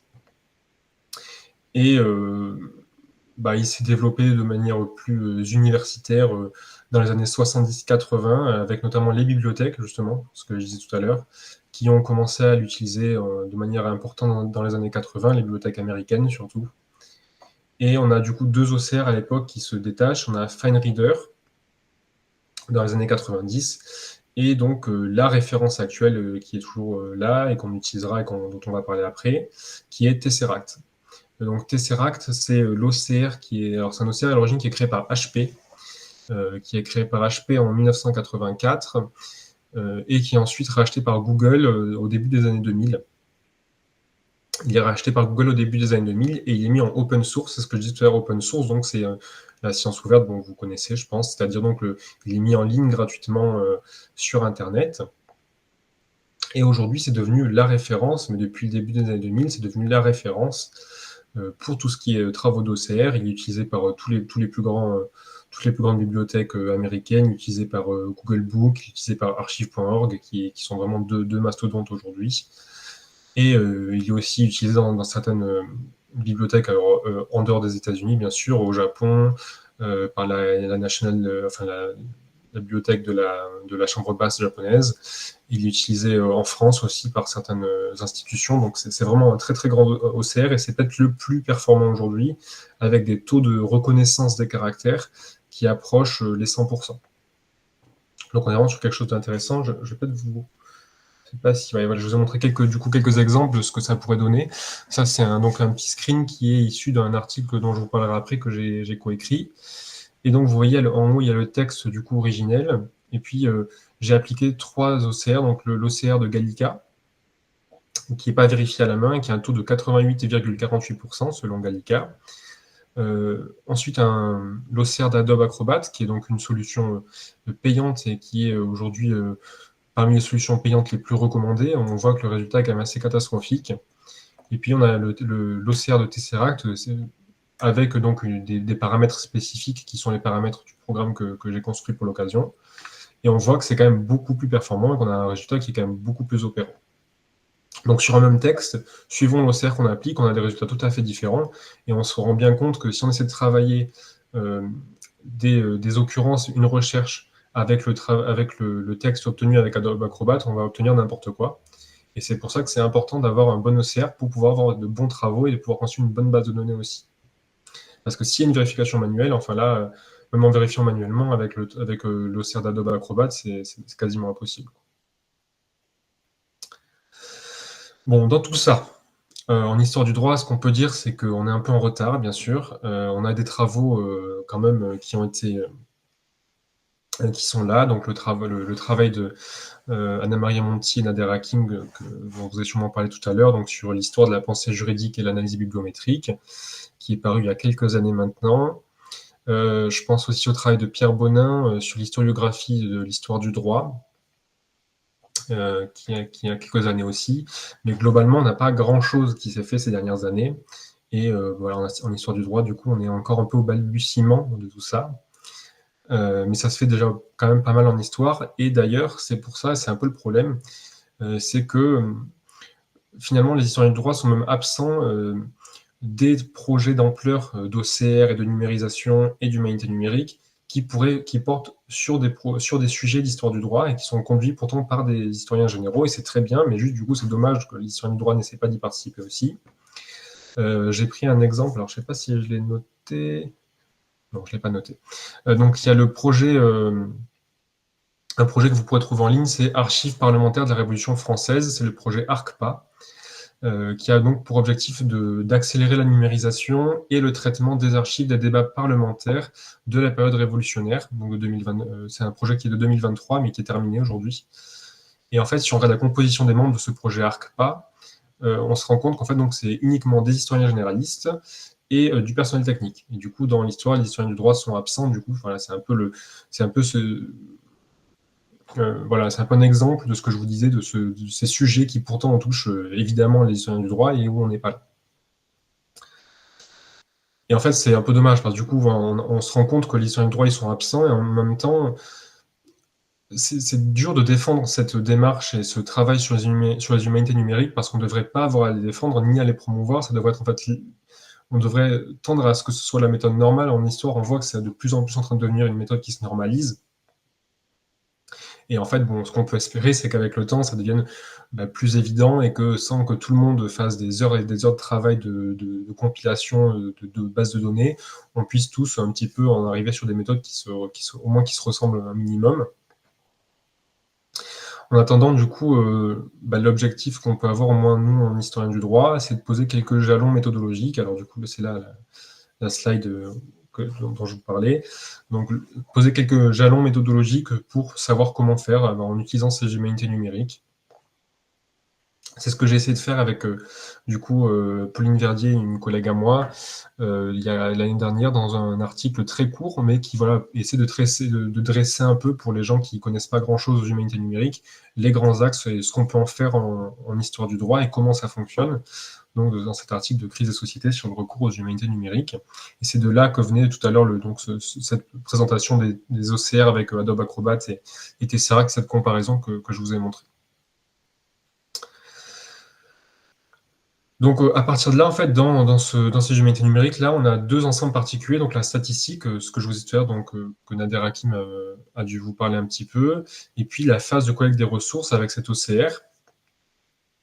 Et donc, la collecte de ressources, en fait, c'est à la fois, donc, c'est tout le processus de création de la base de données. Et du coup, pour créer cette base de données, ça suppose du coup d'avoir le texte qui soit là, d'avoir le texte en main. Et pour beaucoup de textes, encore malheureusement aujourd'hui, on n'a pas de numérisation qui est effectuée. Et quand la numérisation n'est pas effectuée, il faut qu'on la fasse nous-mêmes. Et du coup, on a tout ce travail qui est sur comment on va pouvoir numériser. Est-ce qu'on va devoir prendre en photo? Est-ce qu'on va scanner? Et puis ensuite, comment on va OCRiser? Et donc, ça a toute cette phase de production du matériel numérique. Donc, si le matériel n'est pas déjà numérique, il faut donc le scanner, le photographier, ou pour pouvoir obtenir donc ce document numérique. Mais là, déjà, premier problème pour le chercheur, c'est qu'il faut faire attention à la qualité de l'image qu'on va obtenir, parce que pour un OCR, il y a plein de petits éléments peuvent tout changer. Ça va être à la fois donc, la qualité de l'image, c'est-à-dire la qualité du scanner, mais également l'exposition lumineuse. Si vous prenez une photo d'archives, par exemple, parce qu'on ne peut pas forcément vous amener avec votre scanner aux archives nationales. Donc l'exposition lumineuse, ça peut tout changer, l'angle, ça peut tout changer, la distance. Donc il y a énormément de paramètres à prendre en compte qui vont énormément changer le résultat final. Donc c'est pour ça qu'il y a aussi besoin de former le personnel de recherche et former les chercheurs eux-mêmes à cette utilisation des humanités numériques et des outils pour faire de bons travaux en humanités numériques. Et puis bien sûr, après, il y a aussi la question de la quantité. Évidemment, on peut pas scanner une base de données de 1 million de pages de la même façon qu'on va scanner une base de données de 100 pages. Un petit scanner, ça peut suffire pour 100 pages, mais si vous avez des corpus immenses, il va falloir construire quelque chose, il va falloir organiser une équipe, il va falloir faire quelque chose, sinon ça devient vite, très très vite impossible. Ensuite, il y a donc ce passage à l'OCR pour rendre le document exploitable. Et du coup, là encore, il faut adapter la solution utilisée, c'est-à-dire donc le programme qu'on utilise, aux besoins. Soit on va utiliser un programme qui est facile d'accès, qui est donc ce clic-bouton, comme on disait tout à l'heure, qu'on trouve sur Internet, qui est facile, qui va être gratuit, qui va être simple d'utilisation. Donc ça peut se faire, hein, et la plupart du temps, ça va fonctionner si vous avez un document standard, un document tapé à l'ordinateur, qui est en français ou en anglais du XXe siècle, du XIXe siècle. Mais en revanche, ça va être plus difficile si vous avez un document qui est écrit à la main ou si vous avez un document, je ne sais pas, qui est écrit dans une langue qui est difficile à saisir. Moi, je travaille sur ma thèse sur des documents en japonais. Et typiquement, pour des documents japonais, l'OCR, la plupart des OCR sont très mauvais. Et du coup, il faut réussir à entraîner l'OCR pour qu'il puisse comprendre les lettres japonaises. Et à partir de là, on peut travailler correctement. Mais du coup, il y a tout un travail d'adaptation des outils aussi qui est nécessaire ici. Et du coup, c'est ce que je vous dis, on a besoin parfois d'adapter les outils en fonction de certaines utilisations spécifiques. Donc, si on travaille sur une langue particulière ou sur des documents anciens, par exemple. Et c'est là où on touche un petit peu les limites du coup de ces humanités numériques, les limites de l'OCR. Puisque du coup, vu que la qualité d'image numérisée elle est importante, la netteté des chiffres elle est importante, le caractère explicite du découpage aussi du texte. Vous savez, si parfois dans les documents qu'on a, on a plusieurs colonnes de texte. Et ça aussi, ça peut très vite embrouiller l'ordinateur. Alors, il faut lui apprendre, il faut lui expliquer, il faut coder d'une certaine façon. Et du coup, ça peut beaucoup changer très, très vite la qualité de l'OCR. On peut passer d'un OCR qui est très, très bon à 95-100% si on paramètre bien. Et si on paramètre mal sur le même document, on peut avoir un truc de 70%. Du coup, ça change vraiment, vraiment tout. Voilà, en tout cas, si vous voulez utiliser donc l'OCR à petite échelle ou sur une base de documents vraiment pas très très grande, on peut facilement trouver, hein, aujourd'hui, vous tapez Tesseract OCR sur Google, vous trouverez facilement des sites en ligne qui vous proposeront de le faire et c'est vraiment très très bonne qualité, il n'y aura aucun souci, puisque du coup, c'est ce que je vous disais tout à l'heure, le Tesseract, donc l'OCR de Google, qui est le meilleur sur le marché aujourd'hui, il est gratuit, il est disponible en ligne, il est mis à disposition gratuitement par Google. Le seul truc, c'est qu'en fait, à partir de ce fondement de ce programme gratuit-là, il faut en faire un programme qu'on peut utiliser. Donc, soit vous allez sur Internet, vous tapez sur Google, il y a des sites en ligne qui proposent déjà des programmes tout faits et du coup, ça marche bien, mais ça marche bien pour des petites quantités de documents. Quand c'est pour traiter 1000, 2000, 10 000, 100 000 documents, ça devient difficile. Et là, à ce moment-là, il faut construire d'autres choses, il faut construire un programme. Et là, malheureusement, il n'y a pas trop d'autre choix que de mettre un peu les mains dans le cambouis et puis d'essayer de coder quelque chose qui puisse faire l'affaire. Voilà ce que je pouvais vous dire. J'ai quelques références aussi. Alors, je n'ai pas parlé du coup des représentations graphiques, mais donc je pense que le professeur Hakim vous en parlera plus tout à l'heure ou avant, s'il en a parlé déjà. Je voulais juste vous montrer quelques exemples. Donc, un petit nuage de mots qui avait été fait du coup par Pauline Verdier, qui est disponible dans l'article que je vous ai dit tout à l'heure. Donc un graphique Gephi. L'idée, c'est de vous montrer juste qu'il y a plusieurs aussi façons de présenter après ces travaux de recherche, bien sûr, et des formes qui sont très différentes et qui demandent des capacités techniques différentes aussi, puisque là, c'est l'utilisation de Gephi, et le graphique d'avant, c'était l'utilisation à la fois des nuages de mots, mais aussi d'une structure graphique avec des programmes spécifiques. Voilà, hop, ça, on s'en fiche. Voilà, merci à tous. Merci beaucoup, Léo. C'était très intéressant. Avant de passer la parole à Nader Hakim pour qu'on ouvre vraiment sur cet échange de questions, moi je profite pour poser ma question en premier. Dans le cadre de ta thèse, qu'est-ce qui t'a amené à choisir d'utiliser les humanités numériques? À quel moment tu t'es dit j'opte pour cette méthode-là plutôt que des méthodes plus traditionnelles, plus conventionnelles, et en quoi ça, à ton avis, même si c'est en cours en train de se faire, qu'est-ce que ça va pouvoir concrètement apporter à tes travaux? Merci beaucoup pour cette question. Du coup, je disais, en fait, je me suis jamais vraiment posé la question de pourquoi j'ai utilisé les humanités numériques. Quand j'ai fini mon mémoire, je me suis rendu compte que je les avais utilisées, mais pas assez. J'avais déjà un peu commencé à les utiliser. Et en fait, ça m'a semblé la chose normale à faire, quoi. Je me suis pas trop posé la question, finalement. Je me suis dit que c'était juste la façon la plus logique que je pouvais, ce que je pouvais faire le plus logiquement pour obtenir des données et des résultats les plus corrects possibles. Et puis après, du coup, j'en ai parlé avec mon directeur, avec le professeur Hakim. Et puis, évidemment, du coup, lui qui travaille dessus, il m'a montré aussi ce qu'il faisait. Et on s'est rendu compte qu'en fait, évidemment, ça nous semblait bizarre de ne pas le faire, en fait, limite. Et du coup, il n'y avait pas trop d'autres solutions. C'était juste si on voulait avoir vraiment un travail qui se voulait le plus sérieux possible, on n'avait pas d'autres solutions que de passer par là. Et c'est d'autres collègues avec, du coup, qui travaillent sur ça aussi, et c'est ce qu'on s'est toujours dit. C'est arrivé presque naturellement, quoi. Et c'est pour ça que je disais tout à l'heure que je ne sais pas si ça vaut le coup de se battre contre des moulins à vent pour essayer de faire en sorte que ça se mette en place, ou s'il faut juste attendre que les gens se disent que naturellement c'est la solution, je ne sais pas. En tout cas, je pense que ça va bien finir par arriver, puisque les gens ont de plus en plus eu l'habitude aussi d'utiliser ces outils-là au quotidien. Et je ne sais plus, j'ai oublié la moitié de la question, mais j'ai à peu près répondu. Oui, c'est bon. Moi, je dirais que c'est là que ça fait évidemment partie d'un environnement d'outils, en fait, dont on ne va pas tous se saisir en même temps, qu'on ne va pas tous utiliser au même rythme, mais ça va s'installer très progressivement dans le paysage de nos recherches. Par rapport à ce que tu évoquais sur le fait de créer un outil, Nader en parlait dès le début, c'est-à-dire... et tu l'as bien montré, c'est-à-dire qu'on voit bien que on ne suit pas l'outil dans ce cas-là, puisque on l'invente pour un usage qui est déjà prédéterminé, qui est déjà pensé. Et peut-être que, et ça c'est la phase d'après quand même, peut-être que l'outil, une fois construit, et c'est ce que Nader aussi disait, c'est-à-dire que peut-être qu'à l'utilisation, cet outil va nous permettre de découvrir des choses auxquelles on n'avait pas pensé et qui vont permettre de construire de nouvelles hypothèses.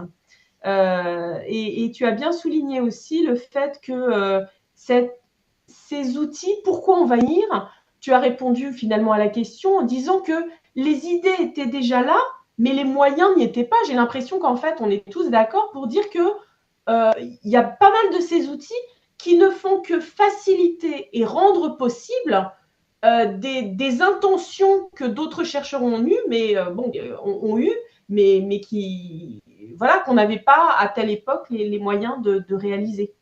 Et je laisse la parole à Jérôme qui veut intervenir. Merci Ninon, merci monsieur aussi. Oui, alors je réagissais par rapport à ce que vous aviez dit tout à l'heure et ce que Ninon vient de rappeler sur le fait que l'historien du droit semble allergique aux humanités numériques de manière générale et à l'approche statistique et quantitative. Alors c'est une intuition, hein, je ne vais pas fonder mon propos scientifiquement, mais je pense quand même, et que c'est important de le comprendre, mais je dis ça sous le contrôle de mes collègues qui ont aussi un regard sur l'historiographie de la discipline, c'est que précisément dans la perspective des annales et de d'autres, l'analyse quantitative, statisticienne, pardon, excusez-moi, a été mal vue en section 03 pendant très longtemps, et elle est toujours mal vue parce qu'elle souffre du préjugé d'être matérialiste ou marxiste, même on va oser le terme, marxienne, et que, attention, je crois que pour toute une partie de collègues, elle est encore mal vue parce qu'elle supposerait justement une analyse matérialiste contre laquelle la section 03, dans les années 50, 60, c'est contre les annales, c'est fondamentalement construite. Donc, c'est pas par ignorance hein, que les historiens du droit se mettent pas là-dedans. C'est aussi par conviction idéologique. Voilà. Mais je ne veux pas trop m'avancer parce que ce que je dis est une intuition des lectures des historiens du droit des années 60-70. Ils savaient très bien. Beaucoup n'ont pas voulu le faire. Voilà. Oui, merci de me donner la parole. Bonjour tout le monde. J'aurais une question, une remarque qui rebondit exactement sur ce qui vient d'être dit, qui va peut-être la compléter, parce que par au moins 3 fois depuis le début de la séance, il y a le mot retard qui est apparu. Les historiens du droit seraient en retard dans l'utilisation des outils numériques. Mais je ne sais pas si on est vraiment en retard, c'est peut-être aussi tout simplement parce que nos objets d'études ont évolué et nous obligent peut-être aujourd'hui à s'y mettre plus sérieusement, notamment par rapport à tout l'appareillage statistique là, dont il vient d'être fait mention. Je pense par exemple à la thèse de Yann Borrego. Il y a quelques années, faire une prosopographie en histoire du droit, ce n'était pas évident, c'était plutôt les historiens des sciences humaines qui faisaient ça. Et on sait très bien que les prosopographies, pour être efficaces, il faut qu'elles mettent en relation tout un tas de données qui vont évidemment se compléter et qui vont nous permettre d'arriver à un véritable objet historico-juridique. Parce que, comme Nader Hakim l'a rappelé, ça reste un outil, ce n'est pas la vérité en soi, les données que l'on va manipuler. Hein. Comme disait Churchill, hein, il y a la vérité, les mensonges et les statistiques. Hein. Voilà, c'est un peu cette idée-là.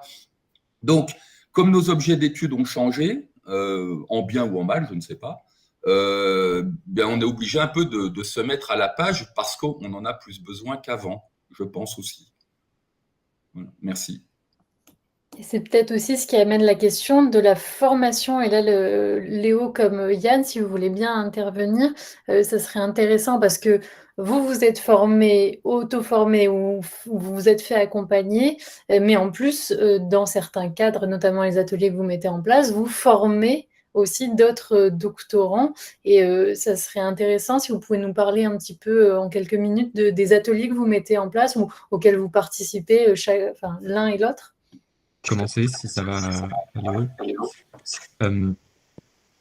Alors, oui, en effet, et alors, cela dit, je précise tout de suite que c'est pas les ateliers que j'organise pour ma part avec mon collègue Alexandre Mims sont pas pensés très profondément, ni voilà. Au départ, en fait, c'est une réponse très basique à un certain nombre d'interrogations que nous sommes posées, justement parce qu'au début et que se posent d'autres doctorants.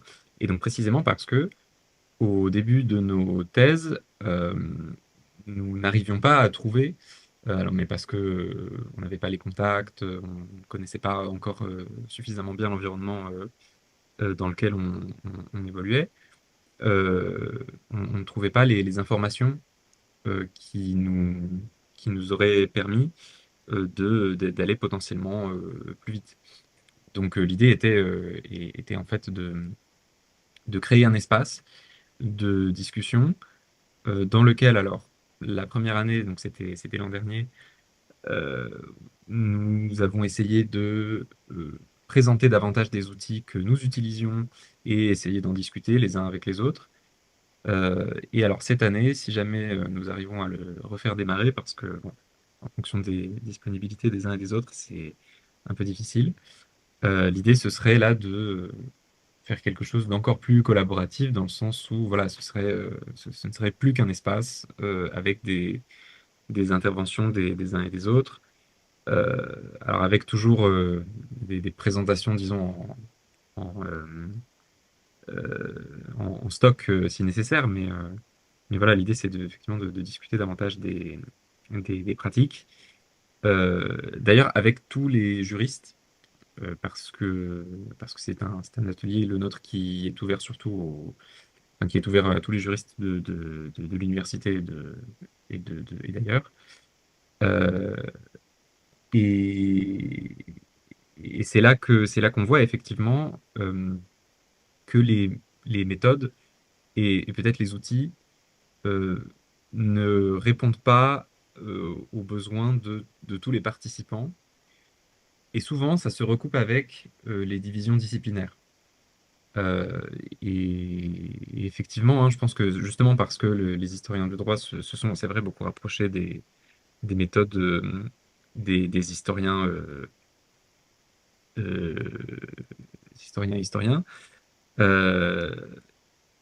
c'est vrai hein, que c'est sans doute pour cette raison-là.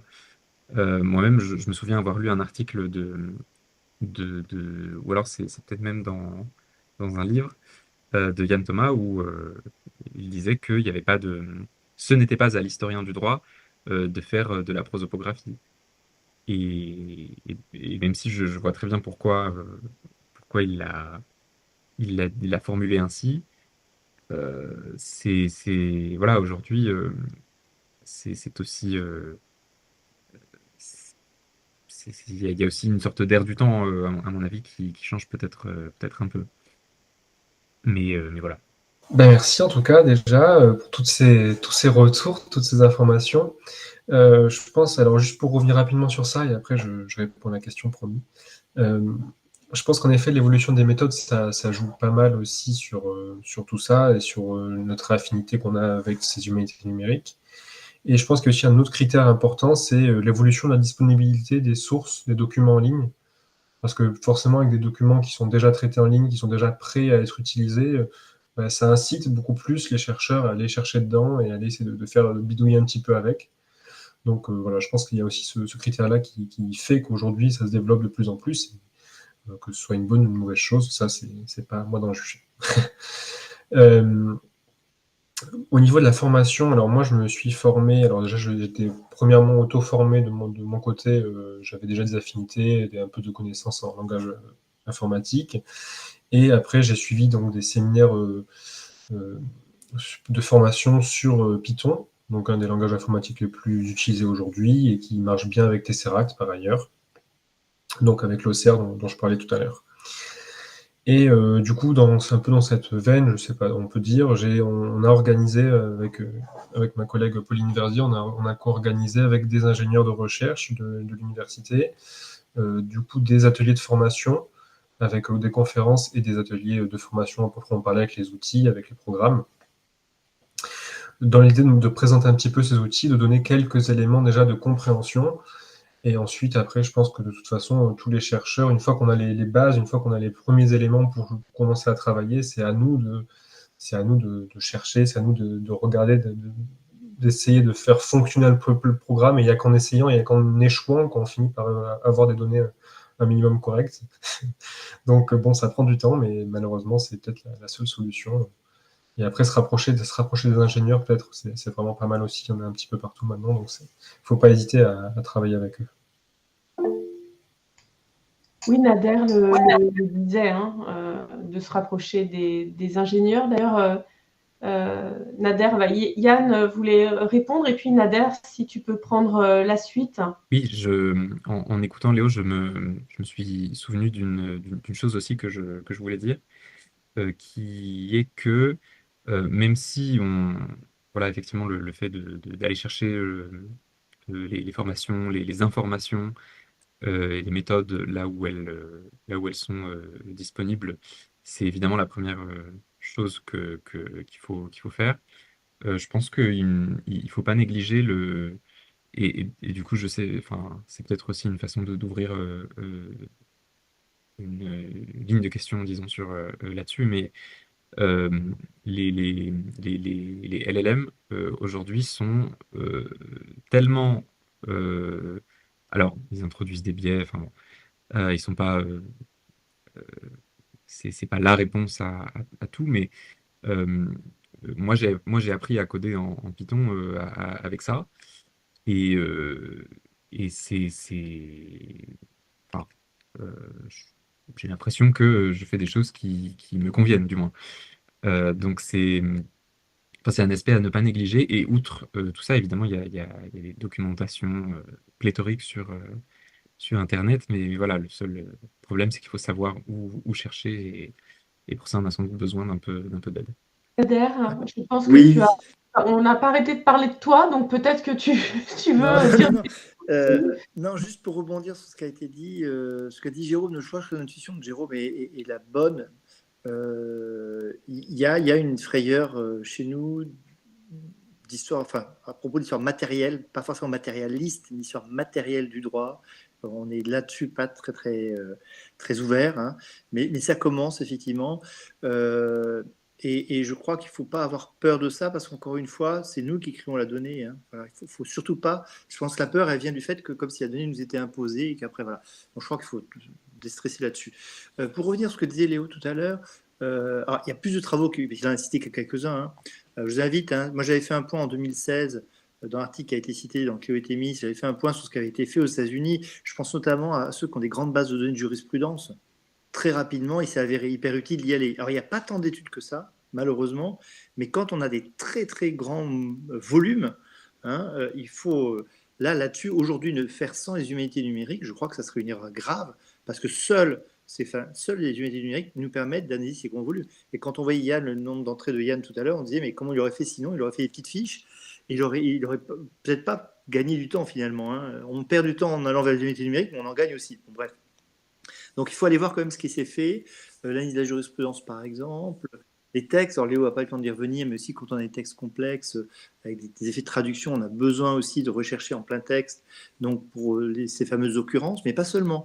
Yann a évoqué les LLM, ça permet aussi de faire des recherches avec des corrélats, c'est-à-dire, je ne sais pas, dans des très larges corpus, je prends un exemple Dalloz, si le Dalloz était entièrement numérisé, on pourrait parfaitement rechercher, et là ça devient extrêmement intéressant, se poser de nouvelles questions de recherche qui étaient impossibles avant.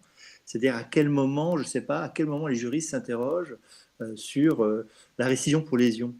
Mais personne ne peut se taper le Dalloz intégralement pour savoir quand. Et en fait là, en 5 minutes, on peut savoir qu'il y a par exemple 3 moments où tout d'un coup la récision pour lésion est devenue une question juridique brûlante. Et pourquoi? Parce que du coup, on va lire les textes et on va chercher l'information. On a été simplement guidé dans un appareil immense, guidé par le logiciel qui nous dit regardez là, ou regardez là, où il y a des endroits auxquels on ne pense absolument pas. Alors je prends cet exemple au hasard, mais en réalité, c'est ça que ça produit. C'est-à-dire des effets de masse, parce que là, on a parlé de petits textes. Les petits textes, c'est aussi utile, hein, je ne dis pas que ce n'est pas utile, mais quand il y a une grande masse documentaire, évidemment, là, on a des super moteurs de recherche, en quelque sorte, hein, qui vont nous aiguiller, nous guider, où aller regarder, qui, quoi, comment. Il y a aussi une dernière chose qui est, ça a été évoqué, un changement de nos centres d'intérêt aussi. Voilà. Typiquement, moi j'y suis venu parce que je m'intéresse à l'histoire matérielle et textes juridiques, hein. J'essaie de décrypter le discours des juristes, comment le juriste construit son discours. Alors je peux le faire en lisant les textes, c'est ce que je fais depuis 30 ans maintenant. Mais voilà que maintenant, j'ai les outils pour me dire, voilà, avec quoi je construis un discours. Et là, je peux produire des données qui sont impossibles, hein, j'insiste là-dessus, impossible, même sur un ouvrage, un seul ouvrage, il est impossible, sauf à être un moine bénédictin et y passer 30 ans, on ne peut pas en fait, et là l'ordinateur, le logiciel plutôt, pardon, nous permet d'aller chercher des choses, des choses. Bon, on n'a pas le temps parce que là, la fin est dans 4 minutes, mais allez voir dans les articles que j'ai cités, j'en publie un bientôt là-dessus, sur par exemple comment on peut représenter graphiquement un texte juridique et les références qu'il contient. Et vous allez voir, visuellement, immédiatement apparaissent des choses que je n'aurais pas pu le voir même en lisant le bouquin 10 fois. C'est pas possible en fait. Et ça, c'est une nouvelle ressource. Alors évidemment, comme disait Léo tout à l'heure, il faut qu'il y ait le besoin en quelque sorte qui précède l'outil, mais l'outil va créer des besoins parce qu'on va pouvoir se poser de nouvelles questions. Et ça, j'insiste là-dessus, c'est-à-dire ces questions dont on pouvait fantasmer la nuit éventuellement, mais en réalité qui étaient totalement impossibles, et bien maintenant elles deviennent possibles. Et je trouve que c'est un peu dommage, les historiens du droit, qui le veulent. Moi, je ne crois pas du tout qu'il faut que tout le monde y aille. Hein. On peut s'en passer, on s'en est passé avant et on a fait des travaux excellents avant. Donc la question n'est pas là. Mais ces nouvelles questions qui sont quand même très intéressantes, qui ne sont pas forcément d'ailleurs des questions nouvelles, ça peut être parfois de très vieilles questions qu'on ne pouvait pas se poser. Maintenant, on peut se les poser avec des grands corpus. Et je crois que c'est très intéressant là. Non seulement on en a parlé pour la prosopographie, on en a parlé pour l'analyse assez fine de certains textes ou de rapports de textes entre eux, mais on pourrait même se poser des questions, comme je disais tout à l'heure, sur quand est-ce qu'apparaît une question juridique. Ça, c'est super intéressant. Est-ce qu'il y a eu des mutations radicales sur certains sujets? Aujourd'hui, pour y répondre à ça, notamment en droit privé, mais aussi en droit public pour le XXe siècle, c'est impossible. Tout d'un coup, ça devient possible. À quel moment il y a un switch, une sorte de révolution, où une question qui n'était pas à l'ordre du jour devient à l'ordre du jour? On peut le trouver grâce à ces outils-là. Donc je trouve que c'est toute cette potentialité-là. Je crois qu'il faut vraiment être à l'aise là-dessus. Ça peut nous aider à résoudre de nouvelles questions, à aider des historiens du droit parfois un peu plus rigoureux, parce que parfois on dit des choses sur des textes qu'on a lus 2 fois en prenant des notes. Là, l'ordinateur, il nous contredit assez vite, hein, quand on sait le manipuler. Le logiciel dit non, ce point n'a pas été abordé 3 fois dans le bouquin, mais 18 fois. Et puis, et tout d'un coup, ben voilà, mais ça change tout. Alors qu'on était persuadé, en ayant fini le bouquin, que la question n'était pas essentielle. Puis tout d'un coup, on regarde. Ou dans les travaux que je fais, par exemple, sur l'utilisation des références dans les textes juridiques, apparaissent des choses qui sautent aux yeux. Des références qu'on ne voyait pas parce que le cerveau humain a tendance à ne voir et ne retenir que ce qu'il attend de voir. Et les choses surprenantes, souvent, on ne les voit pas. C'est tout bête, hein, mais voilà. Et il y a des choses, d'un coup, le logiciel nous dit, il y a 3 occurrences extrêmement bizarres dans ce texte. 3 références extrêmement bizarres.